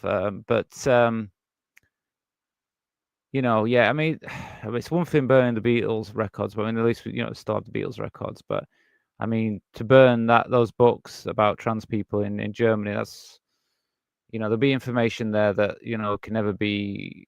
Well, we can never get back. It was his life's work, wasn't it? Anyway, let's watch a bit more of it. I'll try and find that tweet after the video, I think, because it'd be worth to see that tweet after this. But we all know what J.K. Rowling's like anyway. Berlin's free spirit disappeared for decades, and with it, the freedoms that queer people had fought so hard to gain. But then came the 1960s and 70s. Chapter 3: How Berlin became a cult location for the queer community in the 70s. So yeah, I mean, I did a video not so long ago about called Les Amis de Place Blanche, which was in Paris, and that was about a group of trans women that lived in the Place Blanche, but near like Montmartre in Paris. And that was. I mean, check that video out if you haven't checked that video out. It's on my channel because I do some history videos, and that was back in the late 50s, early 60s. And then it was kind of like to see trans women just living their lives in that part of Paris at that time was quite amazing for me. But it looks like that was how it was. It was like we had this after the war. We had this kind of, well, during the war and then after the war, kind of trans people kind of going completely kind of into the darkness, really, for that time period. And then we all kind of started to emerge again after like the 50s and stuff. When Berlin was still divided by a wall, there were places in both parts of the city where transgender and queer people could gather and express themselves. I always forget, that there was a wall. There was the wall between West and East Germany. I always forget about it. I always think about, how Germany is now and stuff, and I forget. Yeah, it was actually split in half, wasn't it? Not so long ago, really. It in different ways. West Berlin really was a safe haven back then, that's true. You could live here without being bothered. We didn't really have any rights, but we could get everything we needed. Yeah, because it was split in half, and half of it was ruled by the Russian side. And we see how Russia is now. And to think like, yeah, Germany as a whole now is more, I presume more liberal. And to think that there was this, because obviously, the Russians, they don't accept gay or trans people at all. There was a trans community, which meant we could communicate with each other. There were already basic networks in place, which is important because you need information, and that existed in West Berlin. The trans community was small, but it existed, and you didn't have to feel that you were just on your own. Yeah, exactly, and that's why information is so important. I mean, luckily, we do have the internet now. I know there's many of you now watching this from different countries from all over the world, and this is the the thing that the internet has given us is given this way so we can communicate. So even if we are in countries that are trying to erase us, this is why I don't believe they can ever erase us again, because even countries like maybe not North Korea, but countries like, I mean, even like China, you can get you can still you can get access to foreign media, though it is very difficult, but they can, and even in Russia. So even if our videos and our it's important to say things on social media and stuff, because it can have a positive effect in countries where they maybe don't have access to some of these things. I had someone on this channel once contact me from where were they from now? They were not India, but near India. I forgot what it's called now. It's just it begins with B, and I've completely blanked it out of my mind. But they were in a country that's less accepting of trans people, and they were talking to me, and I think that's why it's important to do these videos, because there is people from countries that maybe they can't get information and can't have access to talk to other trans people. So I think that's why it's so important that we do keep speaking and visible online. Und man musste nicht das Gefühl haben, hier alleine zu sein. Nora Eckert has written a book about her life story. Also als ich Ende 73 nach When I came to West Berlin in 1973, it was the first place I had ever heard of trans people. I learned there were people who were trans, and that was very important for me, because I saw that it was possible, that these people actually did exist. I had to see her book, see if there's an English translated version of her book. Well, anyway, I'll check it out I'll check it later on, but I will check it out actually, because I think books are important. It's interesting to get other people's perspective on how their life was, and I'm definitely interested in these time periods. I think it's interesting to see what many trans people had to go through before the time that we're in now. I think it's interesting to know about them. There was a nightly drag show, which was also something really special. But for me, it was also an opportunity to go and see trans people. Not everyone on stage was trans. There were also gay men who had made a career of performing in drag. But there were also trans women performing, and seeing them was very, very special for me, because yeah, I'm gonna say, I mean, just stopping it there. I remember I went to see in the UK. We had, we still do. There's a group of, it's called the Lady Boys of Bangkok, and they come around the UK and they do a show. And I remember going to see Lady Boys of Bangkok before I came out as trans. And the reason I wanted to go see that was because I wanted to see other trans women on stage. It was a way for me to do it. Now I wasn't open about being trans at that time, but it was something that I knew, and that's one of the reasons why I went to see it, because I wanted to see other trans women on stage. So I can relate to this, and the fact that I went to see shows where they had trans women, because I wanted to see women like myself, because I wanted to know what it was to be like that. Let's see. American teenagers burned all. Oh, yes. Sorry, we already read that. Thank you, Rochelle. Okay, we'll carry on. So I'm rereading comments here. Okay. I was able to see that it was possible to live that way.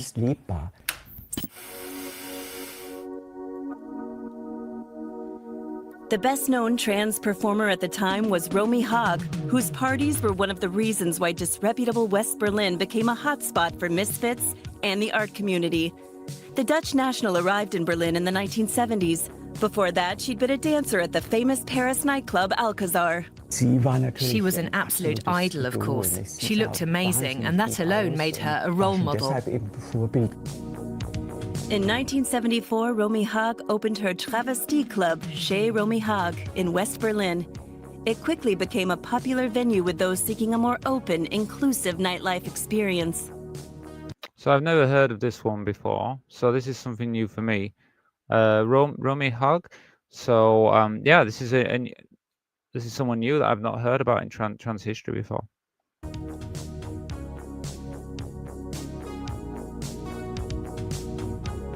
It's like a few famous faces here. I mean, obviously the David Bowie. I think before we had it was Mick Jagger before we saw. I'm not sure, is this Iggy Pop? I'm not sure, but yeah, there's a lot of famous faces there. This was when Romy Haag started dating David Bowie. The singer liked to play with gender roles and adopted an androgynous look. In So I didn't know that. I didn't know that Bowie had dated a trans woman. I didn't know that. Rebel, he sings about a mother who's annoyed by her child's confusion. I can't play any of the music, so it says you've got your mother in a whirl. She's not sure if you're a boy or girl. Well, yes, I've heard those stories before. Okay. But yeah, I can't play any music. Sorry. At the same time, dancer Marlo La Fantastique was lured by Berlin's free spirit and arrived from the United States. She loved the city so much she ended up staying for 30 years. She also worked with Romy Haag for a time. Well, she was a star coming from Paris, and she was already established with her name. And she came to Chez Nous, and we worked, I think, a whole 6 months. She was a quiet, enjoyable person. Yeah, it seems like in the past we see a lot of like trans people were involved in performances and things like that. I mean, I'd probably be useless at that, you know. I don't know if I could do singing and dancing and things, but I do like it. It's just I don't think I'd be very good at it myself. Let's see. Wish my egg finally cracked 8 years ago. Oh, whilst my egg finally cracked 8 years ago. Sorry. After finding trans people online and starting transition, I still have never met a trans person in real life. Oh, right. Okay. Well, you're trans yourself, aren't you, Rachel? So you have met a trans person yourself. But yeah, I understand. So are you don't know any trans people in the area you live? Do you live in a city, or do you live in the countryside, or more remote? You know, I guess it could be different. One thing I've definitely noticed that over the years I start to see more trans people day to day here in the UK, in my city. But I do live in a city. I do see more trans people day to day now. It's more regular. Not every day. Well, I mean, I do see one every day because my roommate's trans, so I do see one every day. But I see other trans people I don't know in public. You know, especially young trans people, because we have a university and colleges in my city, and a lot of young trans people, they do decide to transition while they're at university or college. So I do see a lot of young trans people in my city most days, quite regularly. Before Chez Romy Haag, there was the Chez Nous, Berlin's oldest queer cabaret, or travesti theater as they are called. Famed throughout Europe, it opened in 1958 and closed in 2008. I know when I've been to like these cabarets and things like that, I've seen like there'll be like a person that'll be dressed half as like a man and then half as a woman. They did it at that Lady Boys of Bangkok show that I went to, but I've seen it on other shows as well, the cabarets that I've been to. So these are like kind of a popular kind of cabaret thing that exists. I had a contract, exclusive contract, to work in Cabaret Chez Nous by the original owner and founder of the cabaret. And I left from New York, going to Berlin. After my contract with Chez Nous, which was a year, then I ended up staying and working in other clubs and cabarets and theaters. Malo.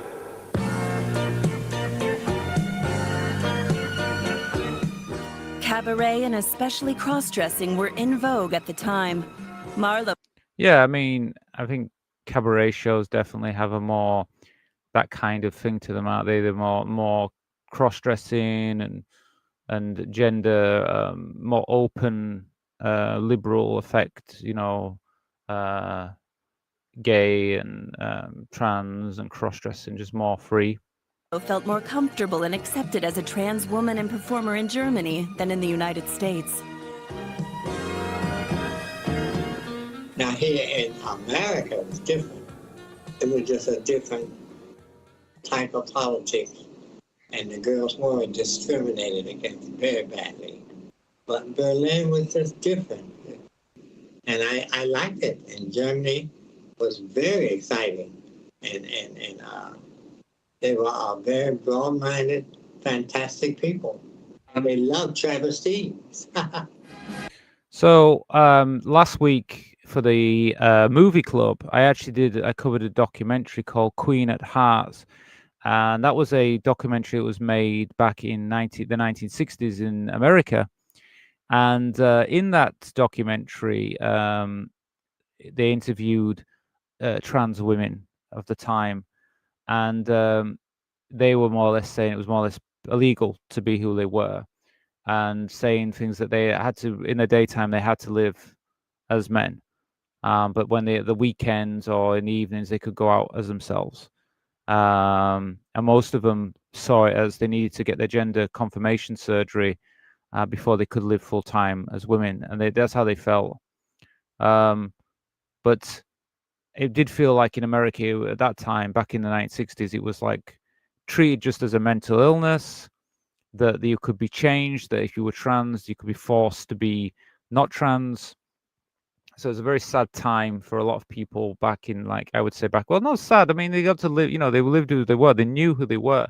But it's sad in the fact that society treated them as not who they were. So, yeah. The nightclubs and cabarets shaped West Berlin's image around the world.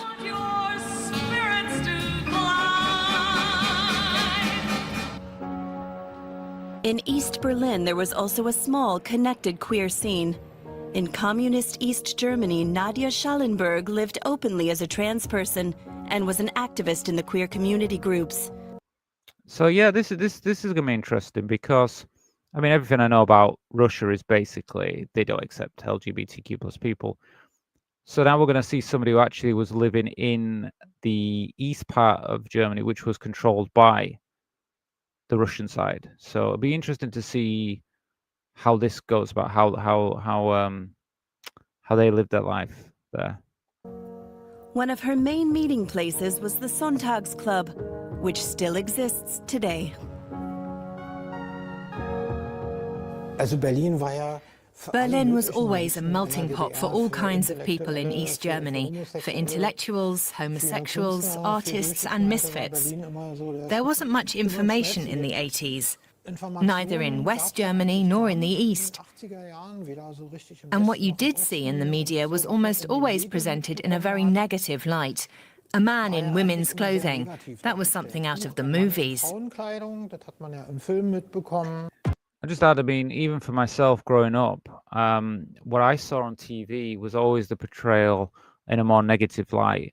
I always felt like we were all, for trans people, it wasn't really trans people that I saw online, it was more cross-dressers. And I mean, I'm saying some of these people, cross-dressers, were probably trans, but it was always kind of made out as more of as a joke, more as a mental illness, more as not something to be desirable to be that way.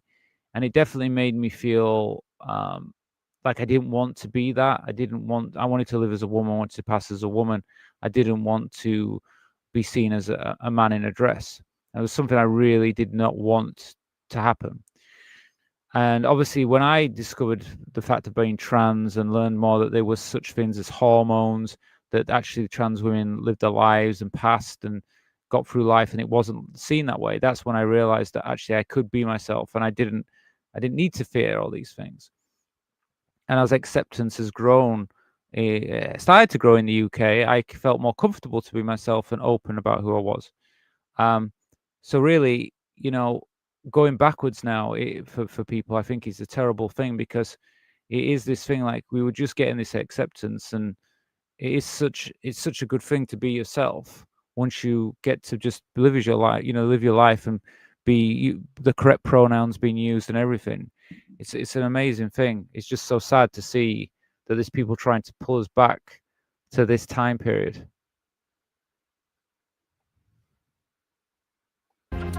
In East Berlin, Charlotte von Malsdorf was a pioneer in the trans community. She began collecting everyday objects in the 1950s and exhibiting them in the Gutshaus Malsdorf. The manor house became a Wilhelminian-era museum and a famous meeting place for East Berlin's queer community. So there's all these places I've never heard of, but I'm really glad I'm watching this with you all tonight because I'm learning a lot about these places. So definitely after the show tonight, I'm definitely going to be looking back on some of these things and looking at some of these places. Yeah, it's really interesting. Thank you for the unknown history regarding trans people. I am from 1958. I think my parents avoided that for the information until the 1980s. Never heard of existence of trans. Well, the thing is, I think a lot of people were taught, even your parents and generations before us were taught that it was not a positive thing to be trans. In fact, it was illegal a lot of time to be trans or gay. So nobody's going to be trying to teach their children about it or know about it. The thing is now, in a lot of Western countries, we do have trans education in a sense. We do have books, we have things, and children do have access to these things. But there is certain groups. Let's be honest with you, the Trump regime is trying to remove books in America, trying to stop any education of trans people in the schools in America. That is true. In the UK, they have tried to do some changes already, but the big change could happen in the next election here in the UK. And like I said, if we do end up with a more right-leaning party, and if Reform do get in, they do plan to erase any education for trans people under the age of 16. They see it as not. They don't believe in it. They don't believe that trans people exist. So it is possible that they might do this. That we might see this happen. I hope not. But why? If you're a person out there, just a normal person, doesn't know anything about trans people, you're just living your life, and you just know that there's trans and gay people. But you don't have any friends that are trans or gay, and you are hearing the government saying to you, "Oh well, we're getting rid of the books for trans people because we don't want young people to know it." You would think it was something bad, so you would agree with it, not realizing that actually that's a lifeline to a lot of trans people. Plus, it's also good education for all people to know about, cis people as well, to know about who trans people are. The image was always negative. It always has been. Even my lifetime has been negative, and it's still put across that. How many times do you hear? Well, you probably, if you don't, I follow a lot of news to do with trans subjects, and many times I sometimes see they'll say trans woman. There was something recently, a trans woman, she killed her husband, and in the story it said trans woman kills her husband, and I was like, oh, is that important that she's trans? Because yeah, she killed her husband. Well, why you mention that she's transgender? Why do you mention that? I saw something the other day in Thailand. There was some news, and it said that a trans woman had robbed a man in his car. She'd robbed something from him, and I said, "Why do you need to tell us that she's trans? Why is that important? Why is it important if the crime or what they're talking about is nothing to do with them being trans? For example, okay, my channel is to do a lot with trans issues, so I guess if I was talked about on the news or something, they might say trans YouTuber. Fair enough, I probably accept that. But if I didn't talk about trans issues and I was talking about music, for example, and they said, "Oh, trans musician," I kind of wouldn't think that was make any sense unless my music was about being trans. I'd say, well, why are you talking about that? Like, I just think if it's nothing to do with the news story, why you mention it? But they love to do it. They love to use it, and the reason they do that is because if it's something bad, they can. It's like a trans woman robs a man, trans woman kills a man. That's why it's used against us. I don't know why they do it, but they do it. It's always put in a negative light, being trans, for some reason, in the media anyway. After coming out, I met Charlotte, and that's how I found the community. Lottchen was already well known in the East German scene, but after German reunification, people's awareness about her grew a lot. Charlotte von Malsdorf received the Federal Order of Merit, Germany's highest order, in 1992. She passed away in 2002. She too paved the way for today's more tolerant Berlin. So there's been a lot of people in Berlin that have really helped to bring this more like one of the trans people said at the beginning of this video, a utopian city in a way. At the Gay Museum in Berlin, an exhibition is dedicated to the efforts of trans activists like Charlotte von Mausdorf and Nadia Schallenberg. Chapter 4. How do trans people live in Berlin today, and what problems do they face? I think it's definitely worth a visit to Berlin just to see some of these things. I definitely an interest now in this myself. I mean, and if I do decide to go for a trip there, I will definitely bring my camera with me, and I will definitely blog when I go. So if you're on, if you're supporting this channel or you're on this channel, I might consider going myself for a short trip.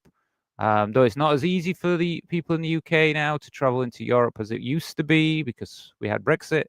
But still, I will. It's not that far for me to go, so I might take a visit to Berlin just to kind of look at some of this history. And when I do, I will take my camera with me and share it all with you. There are many spaces in Berlin that can act as safe harbors for trans people, but not universally as a city as a whole. This huge dimension of hate crimes and violence and discrimination that we experience in the streets, in our workplaces, and in our social environments. Yeah, so nowhere is a utopia, and I don't believe that there is anywhere on this planet at the moment that is a utopia for transgender people. However, when we say utopia, maybe we need to kind of say in the fact compared to some other countries, is Germany a utopia for trans people compared to Russia? I think so. Compared to Saudi Arabia, compared to China, most likely. For a trans person, probably is like a utopia, and maybe for LGBTQ plus people in general. Is it for a British person like myself? Probably not a massive difference, but there will be a difference, I presume, in the sense that it's a bit more forward thinking and there's more like-minded people there in that sense. But I will go visit. I will go visit because that's the only way to know. The best way to know anything is to go visit. I'm not going to go visit Russia. Let me put that clear. I'm not going to go to Saudi Arabia. I think that's too much. But to know for sure, it's best to go actually to the country. So I'm not going to go to any country like Russia or Saudi Arabia. But I think Berlin, Germany, I think is probably fine for me to visit. I first heard of trans in the early 60s when an American discarded Marine who had SRS and became well known as Christina Jorgensen. Yes, I know of Christine Jorgensen. I did cover a little bit in my history video that I did, so do check that video out. It's on this channel. And I do want to do some more videos on her. I was maybe thinking I might cover in one of the live shows like this. I might do a full documentary video on her, or I might even create my own little documentary and share it with you all on a live stream. So yeah, look out for that because yeah, she is a pioneer, especially one of the first, I think the first American trans women to get gender confirmation surgery in America. Berlin, yes, I'm going with you. Oh well, why not? Why not? Let's maybe think about something next year. Look, let's see how things go. I'll just pause for a bit. One of the things that I'm hoping to do with this channel, and I've been doing. Look, I'll be honest with you. The community is growing. We are getting a bigger community. And anybody out there who's watching this who'd like to be part of the community, you can join very easily. Just look underneath this video. I do have links for channel supporters. That's the first step. If you want to join the channel, just £1 a month, or in your currency, could be in euros, could be your dollars, whatever you have. You can join. But it's equivalent of £1, and you get 4 live shows every Sunday. Every Sunday you get a live show, and you'll be part of the community and access to Discord and our private Discord section. If you want to become a community member, it's a little bit more. It's £4, but you get access to the movie club and YouTube Watch, which is just for those people every week. So basically, we are building a community here, and when I do travel places, I do have plans to meet people. So if that's something you're interested, it probably will be for community members and channel supporters. But I am going to do that, yeah. So you never know. We might maybe organize some to go to Germany and do a meetup in Germany. It's very possible. So Marja, it is possible that I might do a German meetup, a Berlin meetup, if we get people in Berlin, of course. I must admit, right now, I don't have many people in Berlin. I know you're not in Berlin area, in Netherlands, aren't you? So you would be traveling as well. But if people want to travel and meet up there, that's okay as well. You know, I might organize the meetup there, and if people want to travel, that's fine as well. If we're going to do that, we should do it. We should do. Yeah, that'd be kind of cool to do something like that. Was it? Well, yes, I'd like that. Yes. Well, it's possible. Like I say, I mean, the way I would do it is probably through the channel, and we'd organize it all properly, and then we'd organize somewhere we could all meet up, and then you never know, we could always do the blog all together and go visit different locations in Germany, you know. But we'd organize it, we'd do it properly. I hear of trans on TV, but my first encounter, heard of trans on TV. My first encounter was when I left home to New York City. I saw them as natural, different, but natural. Yeah, well, that's great, Franny. So that's where you first came across trans people and stuff. Yeah, it was just like for me, it was just like slowly, because when I was growing up, there wasn't really much information on trans people. It was just stuff on TV that didn't really. It was mainly cross dressers, to be honest with you. And then when I kind of, I said that we had the Lady Boys of Bangkok, and trans people just started to become more visible there was more TV programs where they had more trans people. I mean, we covered something the other week. Was it something about Miriam? That TV show, and I remember watching that as well. So I did have access to more these trans women that were like, oh, they're not cross dressers; they're actually women. It's like I see a woman there, and and I was like, oh, so it is possible to present as myself more. So I was excited about that. That's what made me be able to become who I am today. I'll meet you. Yeah, it's very possible, Marja. I mean, it'll probably be next year now, but it's possible. It's something that I'm interested in doing, definitely. So yeah, let's all do that. It'll be really good next year. It's a good idea. Okay, let's watch some more of this video. See what else this says. This is about now. So what is it like now for trans people in Berlin? It's difficult to gauge the exact extent of violence against queer people. Until recently, only a fraction of anti-LGBTQI crime was recorded by the authorities. In 2020, however, Berlin became the first German state to publish an annual report monitoring the homophobic and transphobic violence. In 2021, the Victim Support Center Maneo registered a spike in reports. Despite an estimated 80 to 90% of incidents going unreported, the center recorded 731 cases of insults, threats, and attacks against transgender people, gays, and lesbians. So, I would say Berlin isn't a perfect place. Nowhere is. And you're going to still have hate crimes. You're still going to have people like this, which is not acceptable. One hate crime is not acceptable, but they are going to exist. So we need to accept that, we still unfortunately live in a world where there is people out there that just hate on people. But I'm sure I think Berlin has a lot more positivities than a lot of other places. In this in-between phase where they can't tell if you're a woman or a man, people get really angry. They just get angry that they can't figure it out, And so, people spit at you, or I had boys who would squirt water at me with squirt guns or something like that, that stuff like that happens all the time. And I think that this is all again with education. If you teach young people from a young age, I'm saying first day at school, you start teaching people about trans and LGBTQ plus people, they're going to grow up knowing about trans people, going to know trans people in their school, going to have friends that are trans, or just know that there's trans people in school, and it just becomes normal part of society. And if you can make sure that trans people are accepted as part of the society, just a normal part of society, do you know what will happen? No one will even talk about trans people. It just will not be a thing. You'll transition when you're ready to transition. And if people know you're trans, they'll just say, okay, What's the difference? To them, it will be nothing, because if you educate from a young age, people know, and people trying to stop that are the ones that are causing the problem for the future, because society will be much better off if we can just allow trans people to exist in society. Like he said, people confuse people because they're confused. Do you know these people? They aren't good people. What they do to us, I know that. But do you know why they do it? Because they are confused. Because they're the ones that are confused. We're not confused. We know who we are. We know who we are.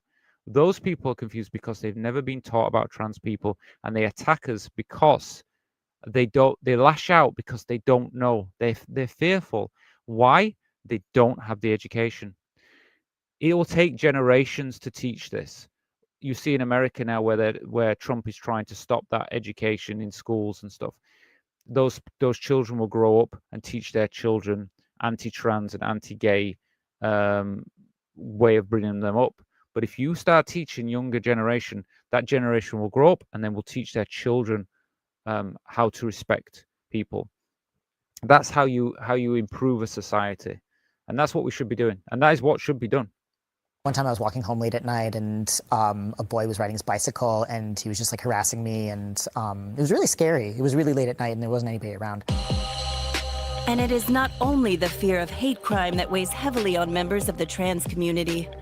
Those who hope for fast and uncomplicated medical treatment in Berlin may also be disappointed. And if we talk about Germany specifically, then there is the issue of massive barriers for trans people when they're entering the medical system looking for gender-affirming treatments. Some of these barriers may include extensive waiting periods before access to hormone replacement therapies or any kind of other medical procedures. There are long waiting periods with discriminating and humiliating processes that are part of that. So this is something that we haven't talked about so far in this video, but the waiting lists. There was a waiting list published recently in the UK for we have in the UK we have like gender clinics in the UK that you need to go to. We still have to go through a lot of processes to access hormones and things like that. So when you hear they'll say online, they'll say that it's really easy to access hormones. I don't know different countries, but in the UK it's very difficult to access hormones and gender affirming care. So I'm just on my I'm on my Discord here, and any of you can access this. Like I said, that I've put a link below this video for my my Discord. But if we go up here, I think I've put a piece in about this earlier on. I remember covering it. This one here. Gender clinic files. Some people in Scotland will have to get gender clinic appointment. I'll say they have to wait 224 years on a waiting list. Yes. So this waiting list is basically, I think you can see it. So this is for the UK. So there's a list. It tells you how long you have to wait for each clinic. If I go down, here we go. So I'll make sure you can see this. I think you can see it. Okay. Yeah. So if you live in the UK and you want to go to get hormones and gender affirming care, let's have a look. So in Belfast, you have to wait 41 years. 41 years on a waiting list. So you can't get healthcare if you live in Belfast. Edinburgh says 1 year. Okay, that's not too bad. 1 year is pretty good. I mean, it's not perfect, but it's not bad compared to the other ones. Exeter, 31 years. Glasgow, 224 years. So yeah, right. So never. Okay. Where's this? Gramplain. I've never heard of that place. Okay, 5 years. Highlands. I guess these are Scotland. No years. Oh, well, that's probably the best one. I go to the Highlands then. Leeds, where I live. 14 years. 14 years in Leeds. Tavistock. I didn't know Tavistock was still around. 12 years. London Trans Plus, that's where I went to get my hormones eventually. 1 year, that's where I went. So that's where I got mine from. London Trans Plus. Manchester, 2 years. Newcastle, 18 years. Where's that? Can't see it from here. Northend? Okay, I don't know. I'll probably pronounce that wrong. 17 years. Nottingham, 3 years. Sheffield, 10 years. Wales Gender Services, 2 years. So So you can see it takes a long. That's the UK. That's how long it takes for us to access hormones in the UK. So it's a long wait. It's a long wait. I know there's other countries where it's a lot easier, but in the UK we have to wait a long time. It's not easy for us. You pronounce my name completely well by now. Ha ha ha. Oh well, I'm glad. I'm trying. I'll try my to Marja. Yeah. Okay. I'll keep trying. But thank you. Jay was. I don't know. Is that? I don't know. You're saying that is okay. Problem. I have to. You have to translate that one. I don't know. You said that. Oh, Phono HRT can get the ball rolling whilst you're waiting for medical HRT. Yes, I know you mentioned this before, and I know you've shared this, Franny, on the Discord. So if anybody who's interested in this, go on the Discord and you get some more information, because Franny has shared this this on Discord. Yeah, I will say that you know, the danger as well is that people might go to the black market to get access to hormones, because you know, obviously we have the internet now and it's quite easy. But the only problem with that is you don't know where you're getting it from. I lived in Thailand, and when I lived in Thailand, I could just go to the pharmacy down the road and just pick some up. So it was very easy to access hormones in Thailand. But yeah, I mean, the best thing, you should do it through a doctor, and you should get them through the doctor. That's the best way. But obviously, if you're waiting 224 years, to be honest, if you live in Glasgow, what other option have you got? What other? You tell me. What are you going to do? Wait 224 years before you can get hormones? Despite many obstacles, trans people are becoming more visible in society. In 2021, voters elected the first 2 trans women to the German parliament, the Bundestag. Internationally, the spotlight is on Hollywood stars like Elliot Page or Michaela J. Rodriguez, who raise awareness about diversity. There were many decades of... Yeah, I mean, it's good that we are seeing more movie stars and people in the media. So there is more visibility out there, and that's a good thing. Like I said, I feel like myself, just putting myself out there, it's visibility, and that's what we need. We do need it. Of activism and resistance and risk-taking by many people, particularly by people who could not hide who they were, and who can't hide who they are. Oftentimes, it's people who don't fit into the categories, and who don't have the option of hiding, right? It's people who are trans and present as trans. I think the history of like the queer community in Berlin is still important till today, because like our chosen family, our ancestors did a lot of work, like also under very harsh condition, and I think like it's their work and their passion which allows us today to have the spaces, to have the knowledge, and to have the idea of what it could mean being trans, being queer. And Yeah, I'll just pause there. I got to say that, you know, a lot with like Pride. I know today Pride, some people even kind of confused why we have Pride. They say, oh, well, you've got rights and stuff. We don't have full rights, and so Pride is still very important. I think as well, Pride shows other countries like, shall I say, like again, Russia, Saudi Arabia, China. We represent. We're not just having Pride for us. We're having Pride festivals to show these other countries, you know, that we're standing for their rights as well. We care about trans people in other countries. I care about people in Russia, trans people in Russia. I care about trans people in Saudi Arabia and China, and anyone in the LGBTQ plus community. I care about them, and I think that Pride is important because we're still fighting for their rights as well. But definitely in recent years, now that we've started to see our rights taken away, definitely is even more reason to go to Pride and be part of Pride. And I definitely want to be part of Pride more next year. I'm hoping to go to some events, and you know, that's the thing. It's being seen, being out there, being visible, and celebrating something. So, you know, if anyone ever asks why we have Pride now, I mean, that's why we have Pride, because the world itself still has not accepted LGBTQ plus people. We still need it.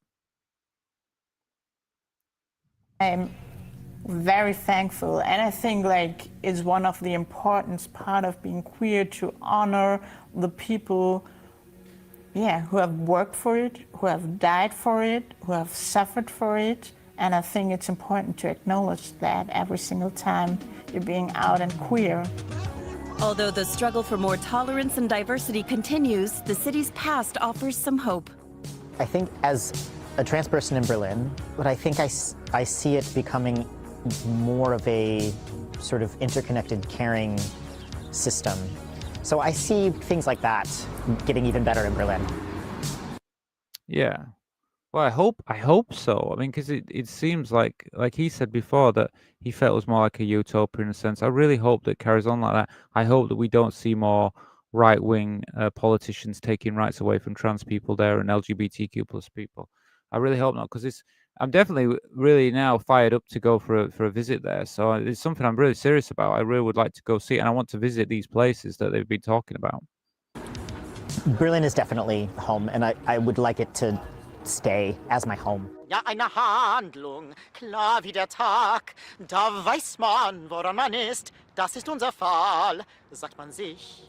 I expect that as an artist, as like a singer, I will probably move a couple of times for jobs, but Berlin will always be home. Okay.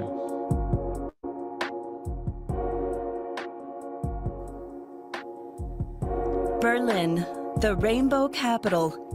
It might not be a trans person's paradise yet, but the city remains a refuge for queer people seeking an open community, just as it has been for over a century. What is your experience with queer or trans life in your country? Let us know in the comments.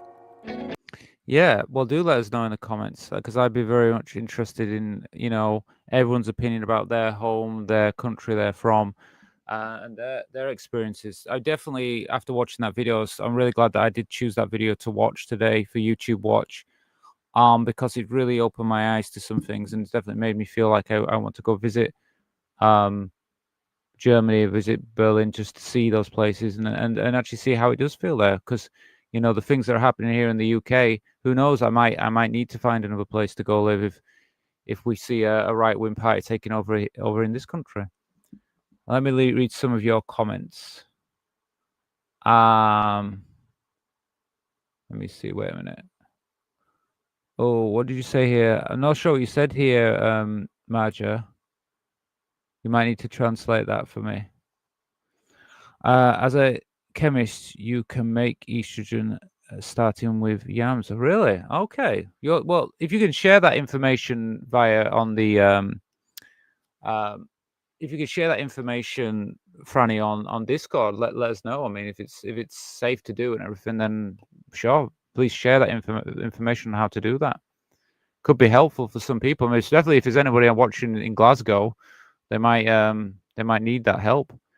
The waiting times here are 2 to 4 years, but there will be more online support. If so, do that. It will cost more over collaborating, but you will be on the hormones within a year. Right. Okay. Well, I mean, about the hormones in the UK, they're trying to offer some more support while you're on the waiting list. But if you're waiting 200 plus years, well, you're not going to get any hormones. So it looks like people in Glasgow can't get hormones by the looks of it. But the thing is, here, I mean, I said, like before, I lived in Thailand, and to access the hormones there, like I said, you can just go to a pharmacy. So, you know, so it depends where you live, doesn't it? Depends where you live. I've heard in certain American states it's pretty quick to get hormones, and in some states you can't get hormones at all. I think it's normally if you're in a Democratic state or a Republican state, it depends if you can access hormones or not. So yeah, so it's very interesting. The world is strange with this. Adding yams to your diet works well with HRT, right? Okay.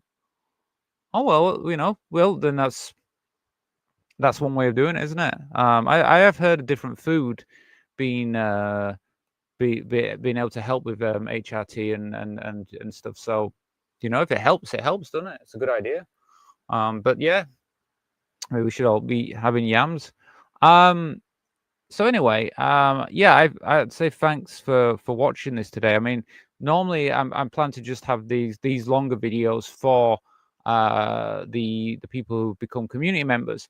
So if you're interested in that, please consider becoming a community member and joining the membership. Or if you want, you can just become a channel supporter. That also, you won't get access to the movie club and YouTube Watch, but you will get access to videos. You get access to the Sunday show every week. Now, bear with me, woman. I said I was going to find that J.K. Rowling tweet. I want to find it.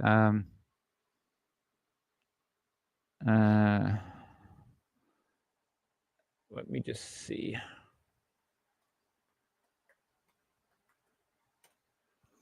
Let's see if I can find this. Because she did write something about it, but how can I find it now?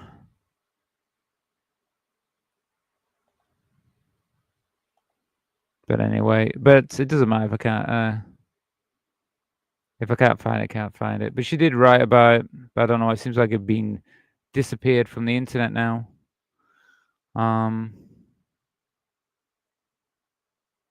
Oh wait, there's something here, but it's really small. Is this it? I don't know if she did it in reply to someone.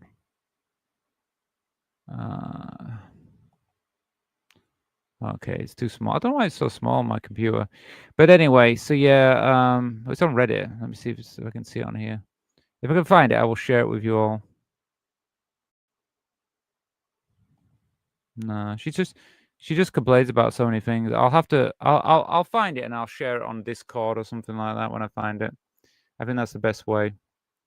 I'll find the tweet that J.K. Rowling did. I'll put it on Discord. Okay, so if you're watching this now and you're not on Discord, let me send you the Discord link it's underneath this video, but I'll just send it in the chat section now. Let me see, where is it? Discord link. Yeah, this is it. So I recommend everyone to join this because there's a really good way you can speak with me and you can speak with other community members and channel support members. So it's in the chat section now. If you use that, you'll be able to chat with any of us and get information on hormones, get information on like the video we watched today, and you also see the tweet that I'm going to share of J.K. Rowling when I find it. I did have it once before because I made a video about it, but it was a long time ago and I did that. I should just kept it somewhere. Then again, but I don't really like keeping nasty people's tweets. Anyway, and also let me share this. If you're not a member, you see, if anybody on this channel has like a green tag on their thing, like their name, that means they're a channel member or a community member. So if you want to be green, here's the link. I'll just send it now. The link I've just put in the chat, that's to become a channel member.